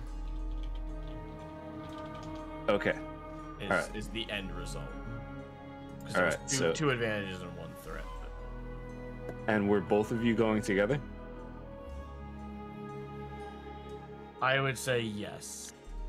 Okay. I think he was coming along with. Yeah, I mean, he's not going to be able to sneak. He genuinely just can't sneak as well, so it'll come down to dice. What would you like me to roll? I guess I should roll like a stealth check of some kind.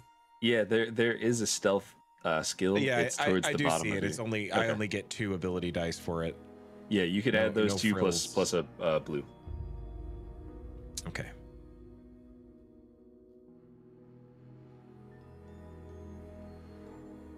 That was a complete success. 1 success, 2 advantages. Okay. All right. So you're actually like doing a very good job of sneaking and going through quietly.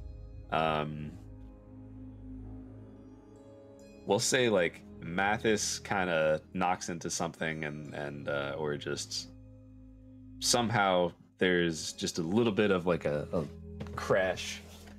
But what kind of advantage do you think you might get, Mathis? Like you made some noise, so you definitely drew attention to you because you said you failed, right? Failed with an advantage. 1 advantage, 1 failure. Okay. So what do you think? What's the plus side? If you could think of anything. That they don't see us initially, because like maybe we're behind the boxes that fell over. Sure. I don't know.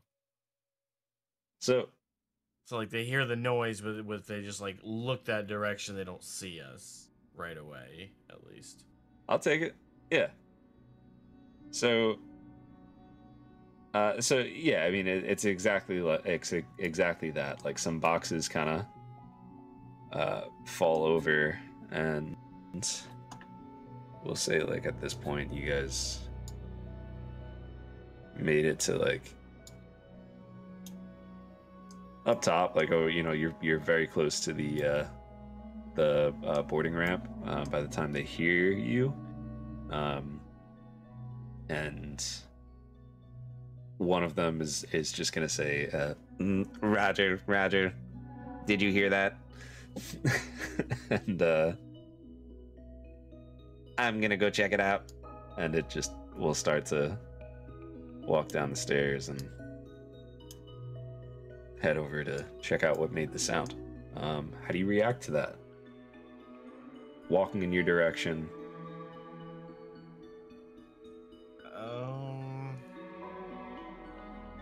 Is there anything we can hide behind, like, or is there any way we can get onto the ship? I don't know how far we are from the ramp. You could try, yeah. Like I mean, I'd say just roll another. Like if you're trying to like just get on there without being seen, I'd say just roll another stealth, both of you. But you're not gonna have the advantage this time. I would say actually,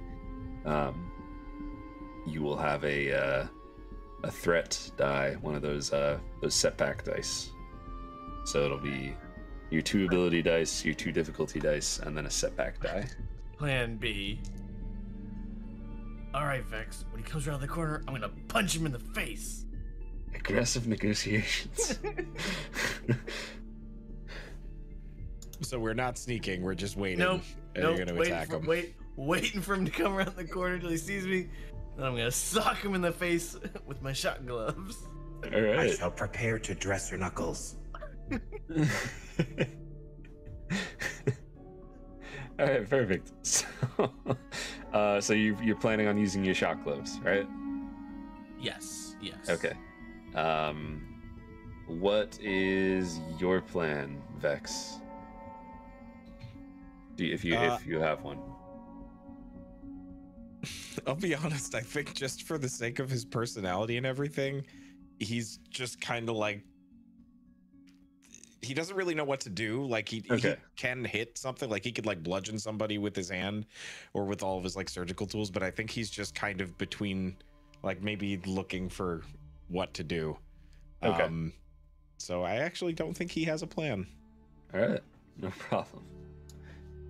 So we'll say guard reaches you, and why don't you roll your attack on him?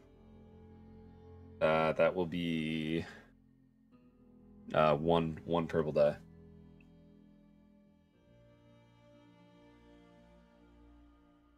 Get him, Mathis. All Right, so the end result is 2 successes and 1 triumph. 2 successes, 1 triumph. Which Very I think nice. the triumph is just counted as a 3rd success. It is counted as a 3rd success. Or it can trigger a powerful positive consequence. It's counted as a 3rd success. And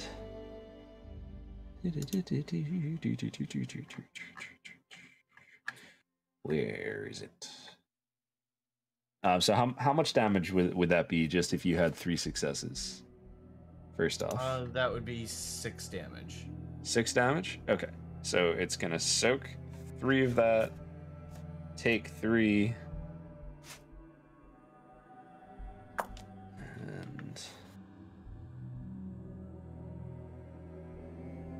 and herd. Oop, man. Sometimes going through PDFs is just it's a big, huge pain in the neck. You know what I mean?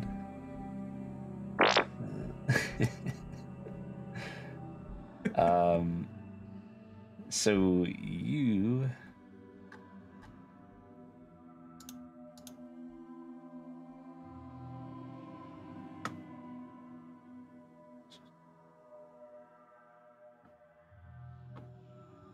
where the heck is this?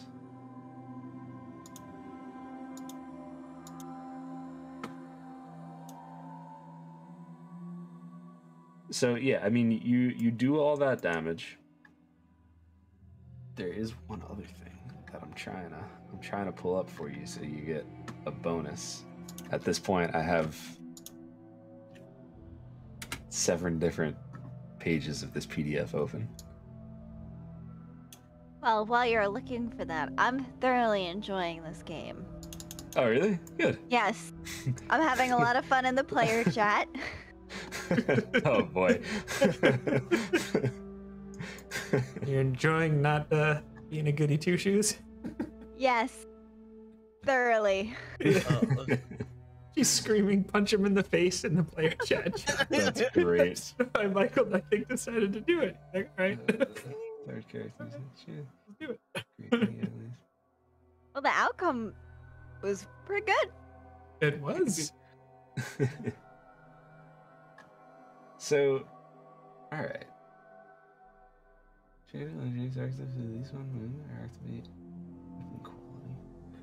What are your weapon qualities, Miguel?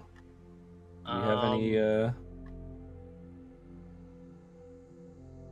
If I had more advantages, I could either inflict strain or critical injury, but that's the only other additional things that. Let's call it 2, and you could inflict. You could do the. You could do that second one, because it was a bit of a sneak attack. So is that the inflict 3 strain, right? Yes, ignoring soak on a hit. Yeah. So. Yeah, I would say this thing just kind of you use that shock glove, and as you grab it, it kind of just like Roger, and just kind of like short circuits and kind of shuts down.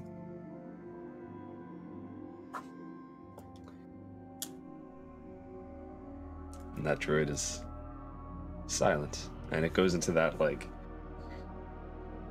weird little folded up droid thing, you know. Know, you've seen Star Wars. Yes.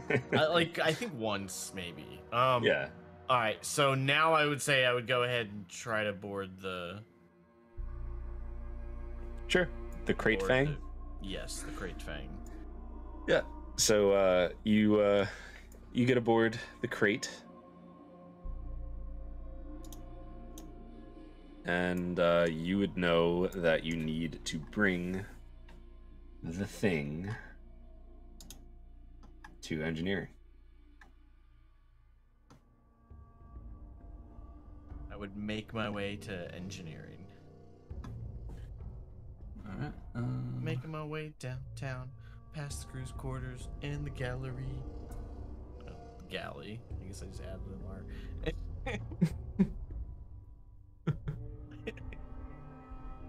An art ship. It has a gallery. Hey, you never know. They could be a cultured flavor. Oh boy. Nope. Nope. Somebody don't clip that.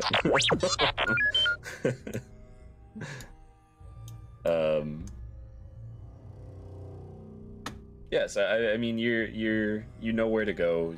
You've kind of done this before. Why don't you roll mechanics for me and add 3 purple dice?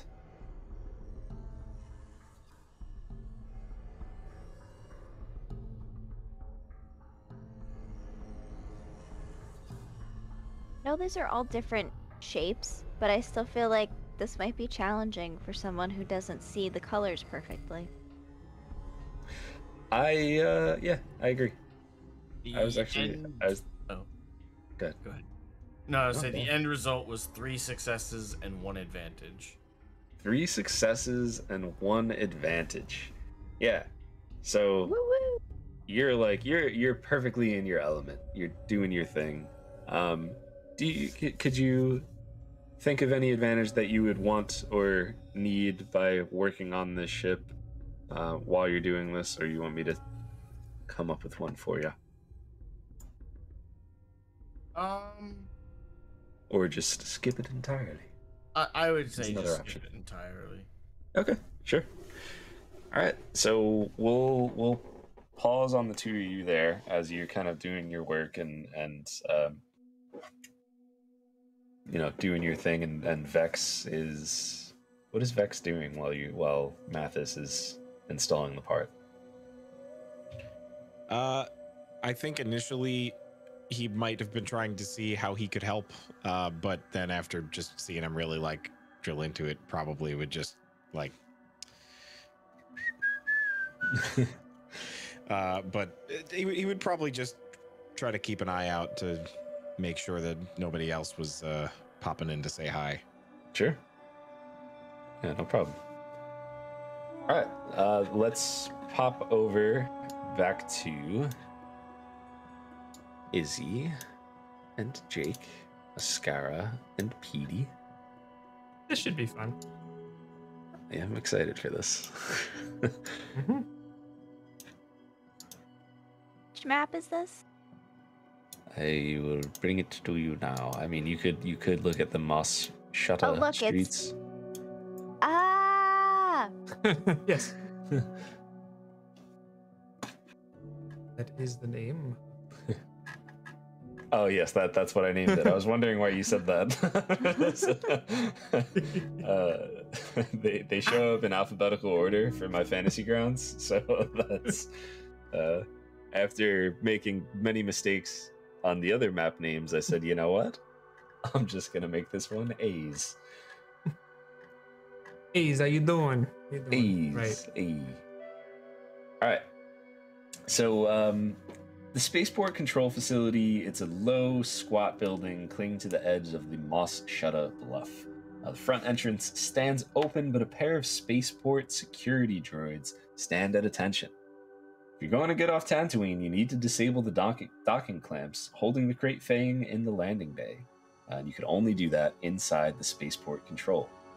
You'll either have to find a way to get past those droids somehow, or find another way in. And I'll put some tokens on there too, so it's not just imagination droids.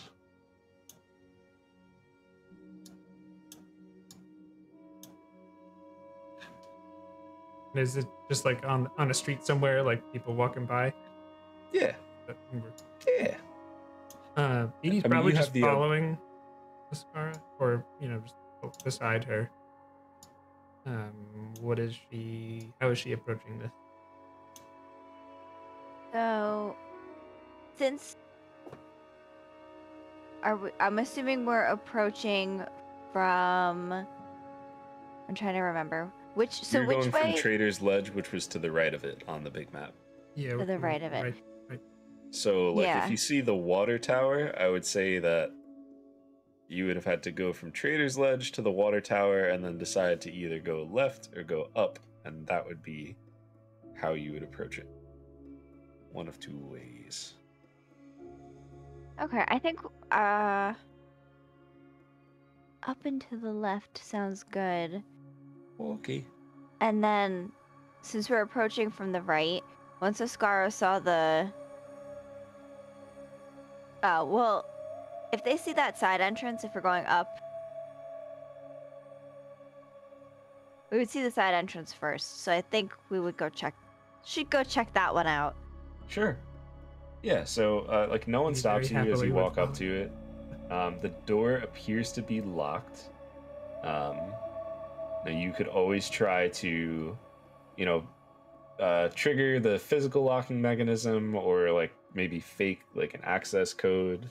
As always, for every door, there is a USB port underneath it, because this is Star Wars. Are there cameras right there? No cameras, no. No cameras. Interesting. Oscara puts her hand on top of Petey's head. I have no idea if that's something he likes or not. Do you think you could get us in? Great. Let's understand him. It's great. Maybe just little compartment just pops open and that little USB thing just starts wheeling up to the interface. Oh, man. So why don't you make an average computers check? An average check is just two challenge dice or failure dice or whatever the heck we call them, difficulty dice. They're the purple ones. While Petey's doing that, Oscar is gonna kind of keep a lookout and try to obscure like him and try not to look too suspicious, but like standing in front of him so no one can see what he's Sure. doing. Just to confirm, you said 2. Yes, 2 difficulty. And result 6 successes and 1 advantage. It's like,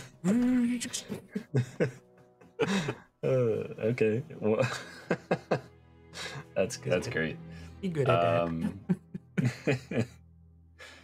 So yeah, I mean, you succeed, and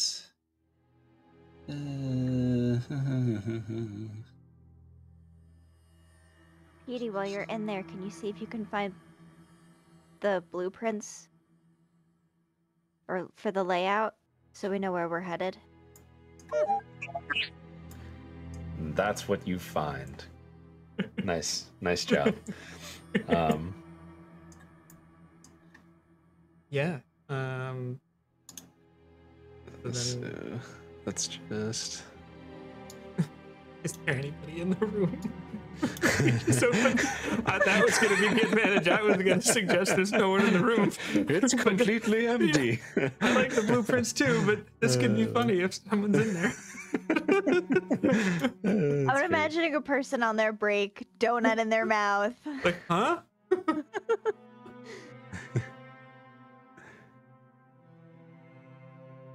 Oh, hey, I know those people. Yeah, there's a lot of people working in this room. We're all working on different computers and things, and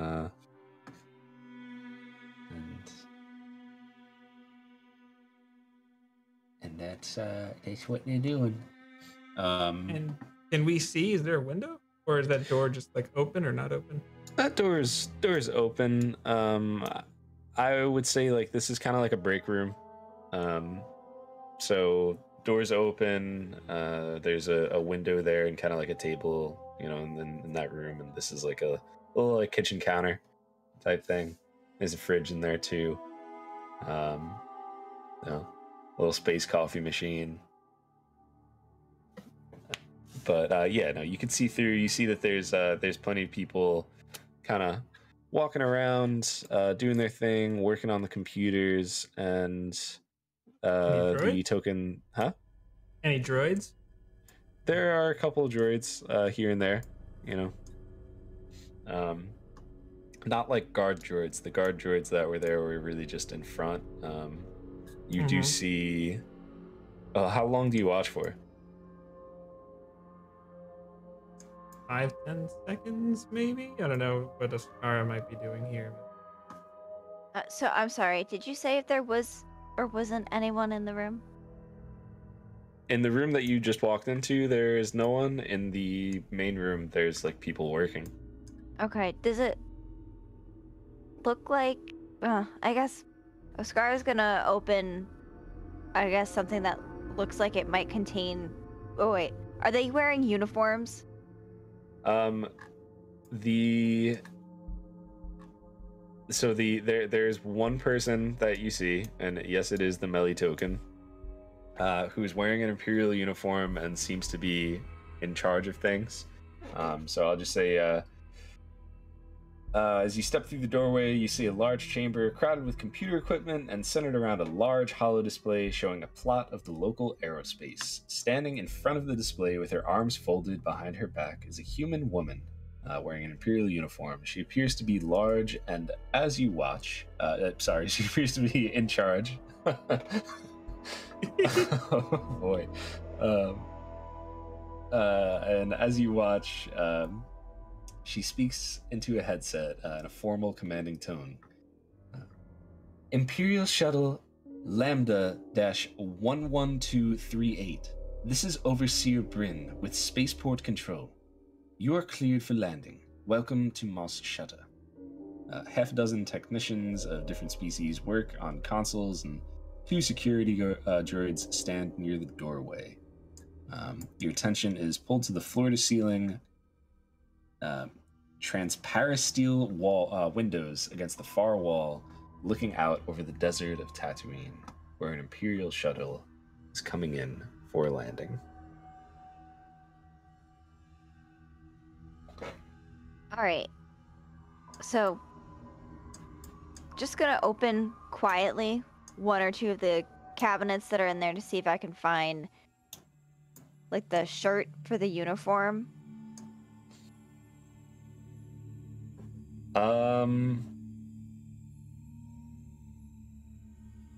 Let's see. Why don't you just roll like 1 green die and see, or roll a boost die, actually, the blue one. Blue one. Roll. Wait a second.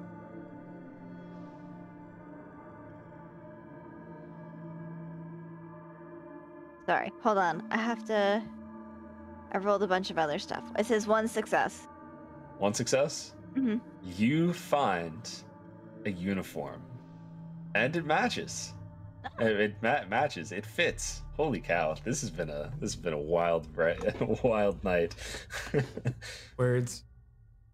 Well, she's a very lucky person. She's gonna quickly put it on. All right, Petey. You lead the way. I'm just gonna try and look like I belong.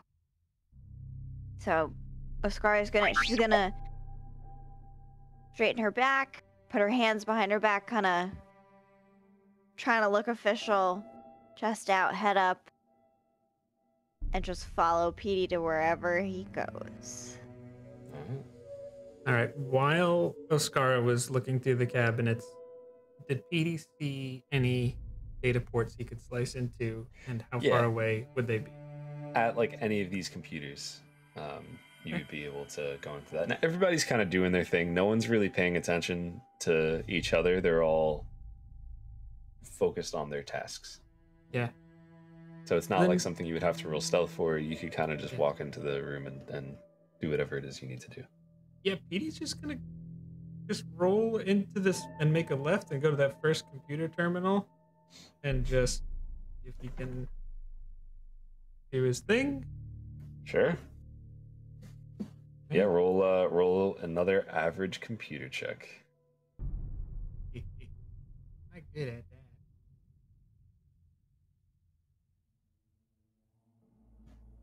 Here we go. End result, 4 successes. 4 successes, no negatives.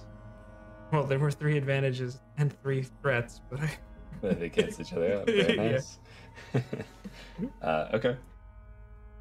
Yeah, so you do your thing, Mm-hmm. and He has a little. So, so you do your thing, and as far as you could tell, you succeeded. he just. If I don't know what Oscara is doing, if she was just like watching over his shoulder, or if she was like, what was she doing? Yeah. Imagine that Flying casually. Oh boy. She's gonna be watching him from actually, I think, like right here. Trying to look like she's gonna be like on break. So whatever food was in the room, she picks it up, she's eating it now. And she's watching him and watching the rest of the room. Okay. And at that point, he just kind of backs up. Just goes back into the break room.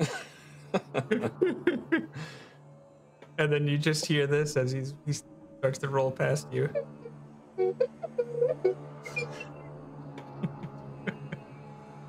And he just starts heading to the door. Great, good job. Let's get out of here. She's gonna quickly pull off the uniform, stuff it back in the thing, and away they go. Mm-hmm. Okay. But we don't know if it worked, actually, or not. I mean, yeah. Petey knows. Oh, oh yeah. Well, Oscara doesn't. But you just heard what you heard. Yep. So, Well, Conifer vibes from that. I know. I thought that's what you were doing there for a second. Okay. So, as you step out back onto the streets and you kind of start to move and make your way back to Landing Bay, Arik, the crowds moving along the streets of the settlement start to part. You see a chilling sight. There's 3 soldiers in white armor of the Empire's elite, stormtroopers. As you see them, you realize the lead trooper is pointing at you. You hear his voice break through the crowd, sounding mechanical through his armored speakers. There they are! Get them!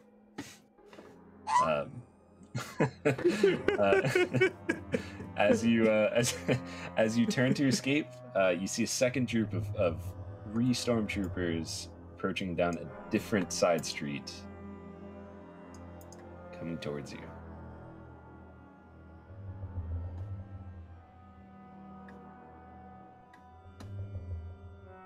Hold on, I'm looking at my equipment here. Yeah, I need to look at my equipment as well. Oh no, oh no. No problem.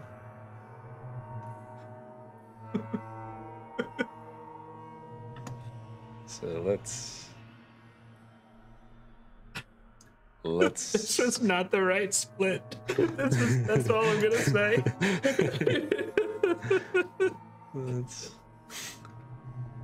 Look, sir, right. Yeah, exactly. So where are we? Let's put y'all.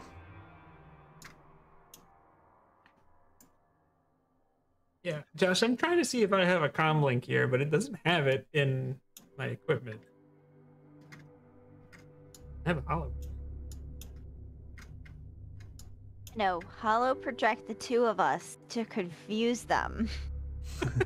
Yeah. It's like that ability in Duke Nukem.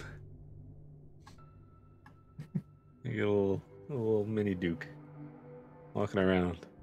That saying sounds like a mini stupid turd. lines. Yeah. Mini Duke. Little Mini Duke. That's funny. Okay. Funny.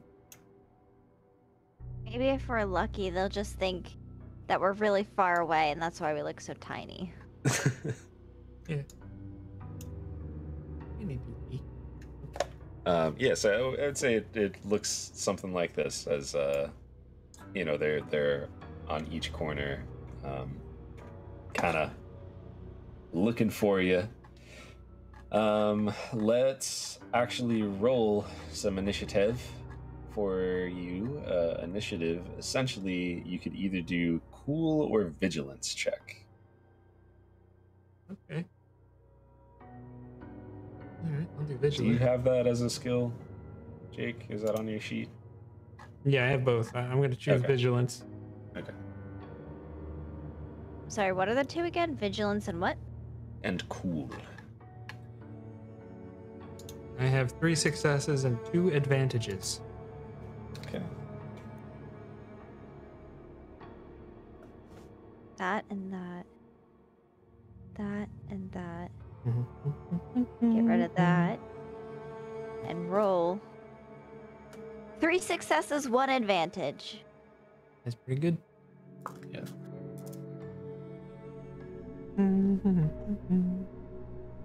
Okay. So you guys go first. You see that they've noticed you. They're after you. You don't really know why. But You know they don't mean- like it. they've worked with the Huts before, so not a shock that they would do it again. Yeah. And it's your turn. So do you wanna run? Do you wanna shoot? Do you wanna Edie turns and it's just he's running.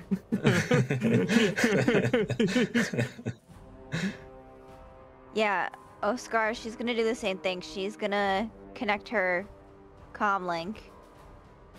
Oh, you do have a comm link? Yes. Nice. Edie doesn't. Mathis, can you hear me? Yes. It seems like you guys got the clamps off. Oh, so he was successful.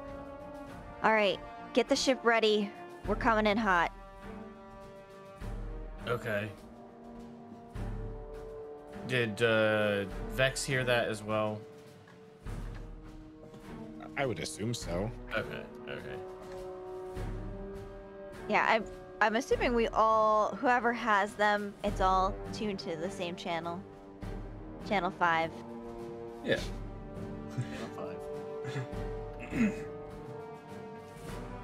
Vex, do you know how to fly this thing?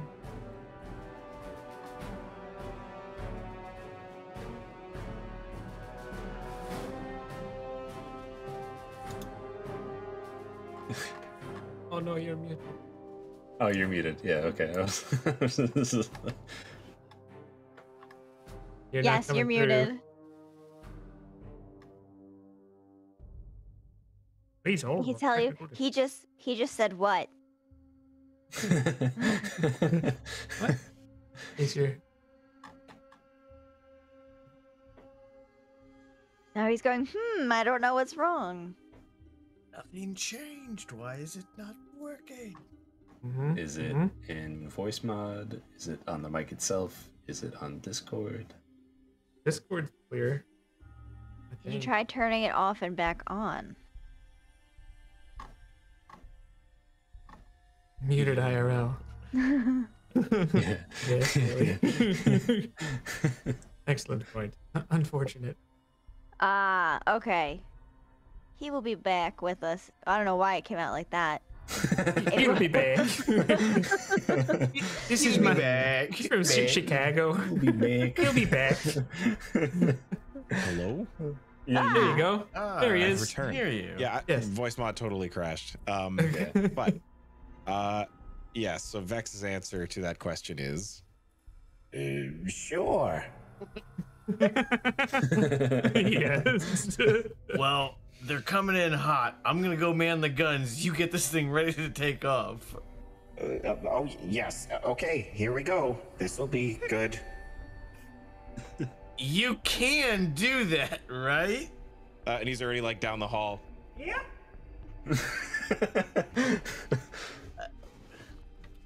So I'm gonna go ahead and make my way toward the gun, the guns. If I'm thinking it has guns on it. Yeah, it absolutely has guns on it, and they will use the gunnery skill. Okay.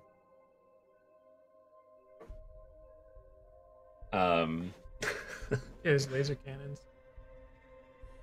So okay, lovely. So if at any point it looks like he's falling behind, not as fast, he's gonna use those rocket boosters. okay, lovely. Yeah, as you guys are running away, they are gonna try to shoot at you. Oh no. And I just need to find the tab that.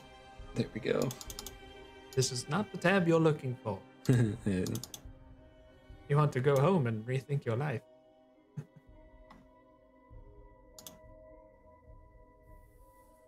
All right. They rolled a threat. So what I'm thinking is that they have missed you, as stormtroopers do. Brand. And what they hit was the water tower. How does that sound to you guys? I think that sounds wonderful. Okay. Maybe you not for the feel citizens. threatened? So they have they hit the water tower, and you just hear, as you're kind of like you're just really, you're running, and you just hear after of course the sound of blaster fire, right? And just like something cracking and breaking, and there's just this as sorry headphone users, which is everyone here, there is just water begins to rush out of this tower. I have a question. Sure. Would it be possible for Oscara to turn around, shoot her blaster, and kind of hit part of the water tower so it falls more towards them or impeding their pathway? Absolutely. Why don't you roll me your weapon attack, and you're trying to do this while you're running? Yeah. Alright, so add 3 purple for that. Oof. Or I'm sorry, add 2 purple for that. 2 purple, and my weapon attack, which is on the other page. Hold. Here it is. It's the dice pool, right? That part of the sheet for the weapon attack. Yeah, it's just it's right next to your weapon. It has the picture of I think you get two yellow green and 2 yellow. Green. Yeah. Mm-hmm. Okay, 3 successes, 1 advantage. 3 successes, 1 advantage. Yeah, so I mean, you did what you were trying to do. Is there any specific advantage you think you would have in addition to that, or just? If I'm allowed a specific advantage, that they lose sight of us as the water tower comes crashing down.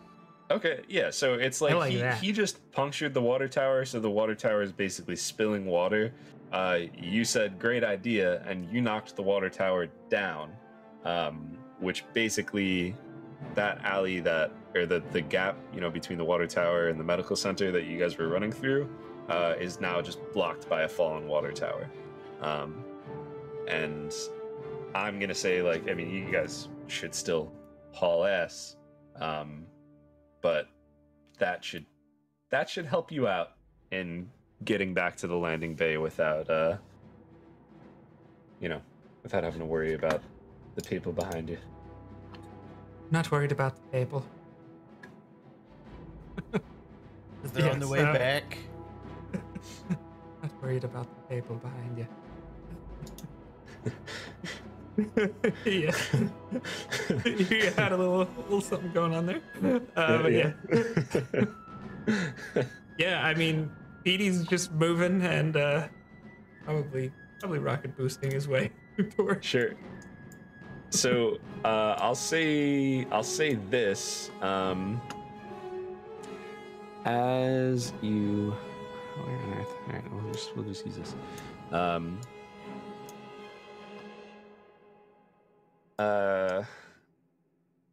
As we're popping back to Mathis and Vex for now. So the ship, roll a.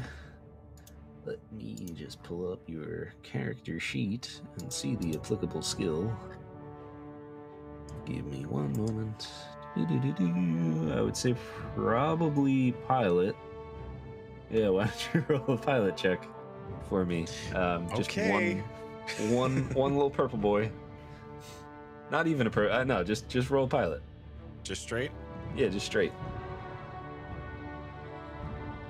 I think I rolled about as good as I possibly could. 2 successes, 2 advantages. 2 successes, 2 advantages. Nice. I love that. Yeah, so you do the I feel like you do the quintessential, like, you press the button and it's like, but then you press it again and it's and whatever sound it makes when it starts up.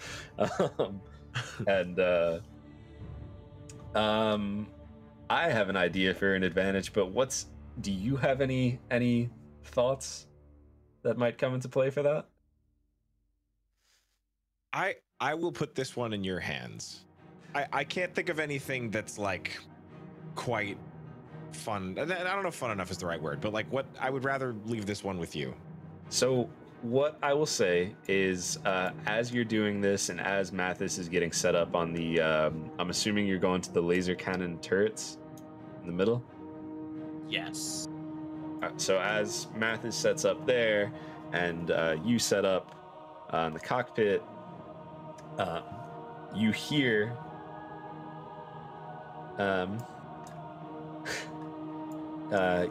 hear and see, if you're looking, the droid and 2 a Trandoshan running in to this landing bay, and you hear the Trandoshan say, "What are you doing with my ship?" And The Irish T-Rex. what you would have the opportunity to do, should you accept this advantage, is basically rev the engine, or whatever we want to Star Wars equivalent call this, and basically just shoot some. Basically, you're gonna step on the gas a little bit, and it's gonna shoot out the back, and kind of cause some problems for anyone who's standing behind the ship. Kind of, you know what I mean? The Is that- concussion, like the Yes. force of the thruster. Exactly. Yeah, no, I completely agree. I think it's like he's kind of hitting the first couple buttons and it's just like, I don't think I know what I'm doing, and then like it just suddenly clicks where he's like, wait a minute, I know exactly what kind of ship this is. Sees them running in and then like spins the ship around and just like hits them with that thruster to knock them on their butts. Love it. So they kind of get thrown back a little bit. They're knocked prone, and from there, right after that happens, we have Petey and Ascara running in. I assume you guys would just kind of run straight for the main entrance. Is that accurate, or? Yes. Okay. Yes, it is. So, as you run in like right after they get knocked down. So there's a prone droid and a prone Trandoshan right in front of you. You would assume Blocking it to the be path? T-Rex, huh? Totally blocking the path. No, not blocking the path. You could get by them. I don't think Petey would do anything. I think he would just go past them Okay. doing this. Just talking. Scar would definitely, if she can kick the T-Rex guy on her way over him. See if she can maybe knock him in the temple, knock him out while she's going over. Sure. Do you have like a Brawl Attack written there? Like any dice pool next to the Brawl? Or fists or anything like that? I do. Okay. Yeah, so roll that. All right. And add a blue die. Add a blue. And then, hold on. Because he's prone. Okay, 2, and then 1, and then roll. Roll. What? I did nothing. It says your dice result came up blank, so I guess she misses. Yeah, so I would guess you kind of, instead of like kicking him, you kind of just like run over him. And it doesn't really like hurt him or anything, it's more just like a, you know? Mm-hmm. That's okay.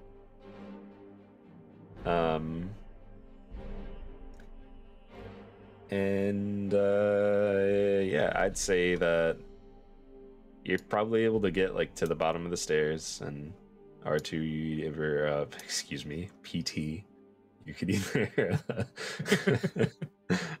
go down the stairs or use your little jetpack things or do, whatever you would like to do. It's a little tighter space. Probably bad. He's probably wheeling and dealing now. Wheeling and dealing? What does that mean? On his wheels.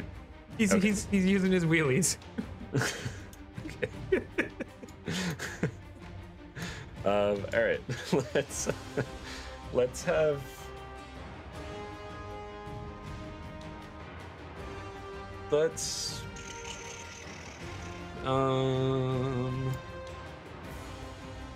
Well, you know what? All right. I will just say we'll keep with that order. So, Mathis or Vex, your turn. Anything you would like to do? Do you want to like rotate the ship in any certain direction, or use the blasters, or like whatever you're feeling? I think that Vex would, if he saw them coming in, would probably try to rotate the ship so that the boarding ramp, so they would have to move a lot less far. Sure. Try to spin the ship around, really get this thing set up right. Yeah, why don't you roll a pilot check? Okay, let's see how my luck holds up. I'm into this. I'm into this. Another straight check, right? Yes, just another straight check. One advantage. One advantage? That's fine. In this case, I would just say that you succeeded. Because I just think that's just an overcomplication of things. As long as everybody's all right with that. Which I assume you are. Yes. Yeah. All right. So you turn it in such a way that the boarding ramp is like pretty much directly in front of them. It is now Mathis. Do you want to do anything? So I would kind of try to like strafe up just a little bit, because I figure it's probably like a quad gun possibly, or at least a dually, to where it's going to be one that hopefully hits T-Rex, or possibly the droid, and then I'm kind of also trying to hit the entrance to maybe make it collapse if possible. Sure. Kind of like, or just scare other people off because there's laser bolts coming out of it from a ship, so they might not be as gung-ho about running in. Sure. Yeah, why don't you roll gunnery? You could add, we'll say, 1 purple.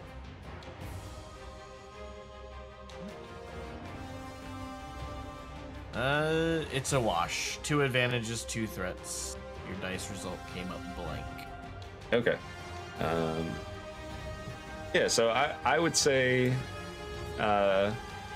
you don't necessarily hit him, and you don't really like break the landing bay entrance, but you kind of it's like suppressive fire, right? You're shooting in their general direction, and both of them are gonna just try to get to cover for this turn. They're not gonna shoot or anything like that. which brings us back to PD and Ascara.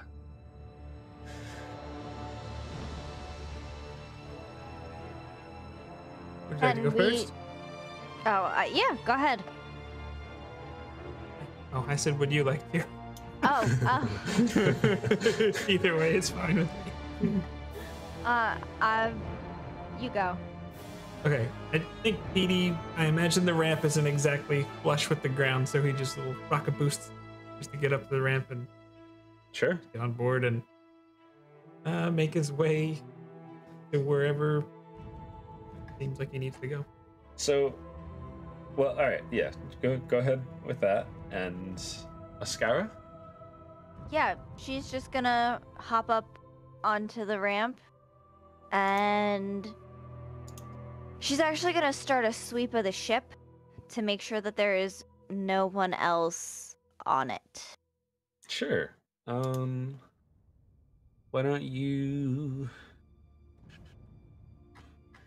Whether this makes sense or well, I would say why don't you roll vigilance? Vigilance. I could do that. Just gotta find it. Okay. Right there. All right. So just one of that, and a roll. Wait a second. Sorry, hold on. I had an extra. What'd you Had have an extra? I forgot to take the blue one off. That's okay. That's just an advantage. Oh, I am sorry. That's okay. So then I think the proper one should be 2 successes, 1 advantage. Yeah. So you succeed in clearing the ship and seeing that as far like you don't see anyone like hiding out on there.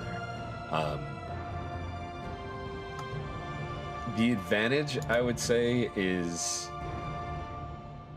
you know that you're a pretty dang good pilot, and you're not piloting the ship right now. So if you're the type, then you could be the Han Solo, like, get out of here, Destro, and because Han Solo says that, you remember, and you know, in Wolfenstein 3D when Han Solo says that to Cobra Commander. Anyway, yeah, and I will just say that you guys are on the ship now. On the ship, there are essentially 3 jobs that you could have. There's a gunner who will attack with the starship weapon, an engineer who can essentially you do like repairs and stuff like that, and Volunteer and as then- tribute. and okay, and then there's the pilot. So, and I would say even this, I would say that because it's the ship that it is, there's 2 pilots. So, you know, pilot and a co-pilot, which would be you do like evasive maneuvers or stay on target or like, you know, try to get an advantage on someone or anything like that. So basically, is everyone happy with their current job? If so, cool. If not, all right. We're good. Yeah. You're going to engineering, PD. Ascara and Vex, are you both piloting? Is that safe to assume? Yeah. I think Vex would happilly move over to the co-pilot seat. Okay. All right. Yeah. So why don't we have Ascara roll your first pilot check to get out of here. Pilot. Okay, so 1 yellow, 3 green. Mhm. 1 yellow, 3 green. Let me just make sure I don't have anything else on. I don't. Roll those dice. 5 successes, 1 advantage. Vex, roll a vigilance check. Vigilance check. Oh no. Terrible at Sorry. those. and yet 2 successes. All right. You see that as you start flying out, that there are 2 TIE fighters that, whatever screaming crazy sound they make as they like fly past. They're going towards you.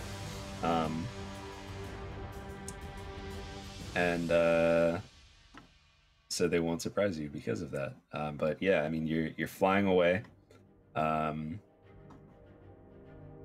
Essentially, you have 3 options. As a pilot, you could try to either gain the advantage, which basically you make a pilot check. If you're successful, you gain the advantage over an enemy ship, and that enemy pilot, if they try to do anything towards you, they suffer extra difficulty dice. You could also do evasive maneuvers, or you could stay on target, which is basically like aiming, so it'll give bonuses to a gunner if the gunner is trying to attack a thing.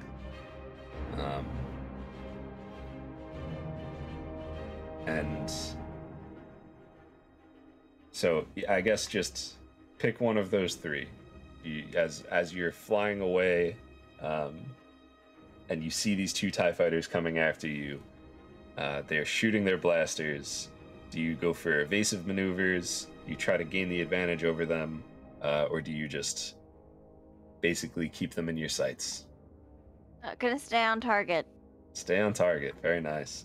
Okay. Mr. Gunner Mathis, you have 2 TIE fighters in the distance. You're able to aim as a maneuver and attack as an action. Those are your 2 options as a gunner. So it's. Well, I mean, I get both. Sorry, no. I get both maneuvering and action, so I guess I'll aim first. I mean, I think that's the better option. Okay, so not aiming. So roll whatever your gunnery skill is. Add a boost die, which is the blue one. You can also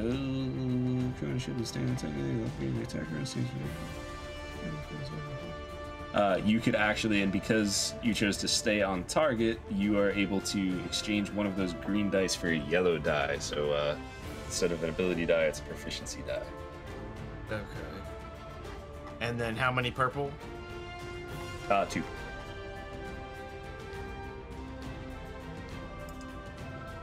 The end result is 2 successes and 1 threat. 2 successes and 1 threat. In the context of combat, especially this kind of combat, I'm going to say let's ignore said threat. 2 successes. What? Why? Where's the thing?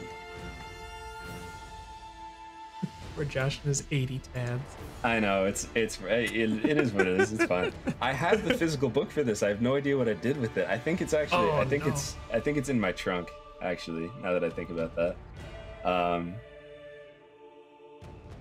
Oh, there it is. Okay. How many options with that? Weapons. Close damage 6. So, how many successes? 3. 3. 2 successes. Okay, so that means you're going to deal 8 damage, and coincidentally, the TIE Fighter has 2 armor and 6 strain, so that'll do as you blow up the one TIE Fighter. Get you some! moving through the jobs, as an engineer, you could either damage control, which is... We're not damaged yet, are we? You are not damaged yet. The other option you have is basically doing something that R2 does in one of the movies and just plugging in the hyperdrive and jumping to light speed. Oh, well, heck yes. That's exactly what I'm doing. Yeah, so you do the thing, and why don't we have...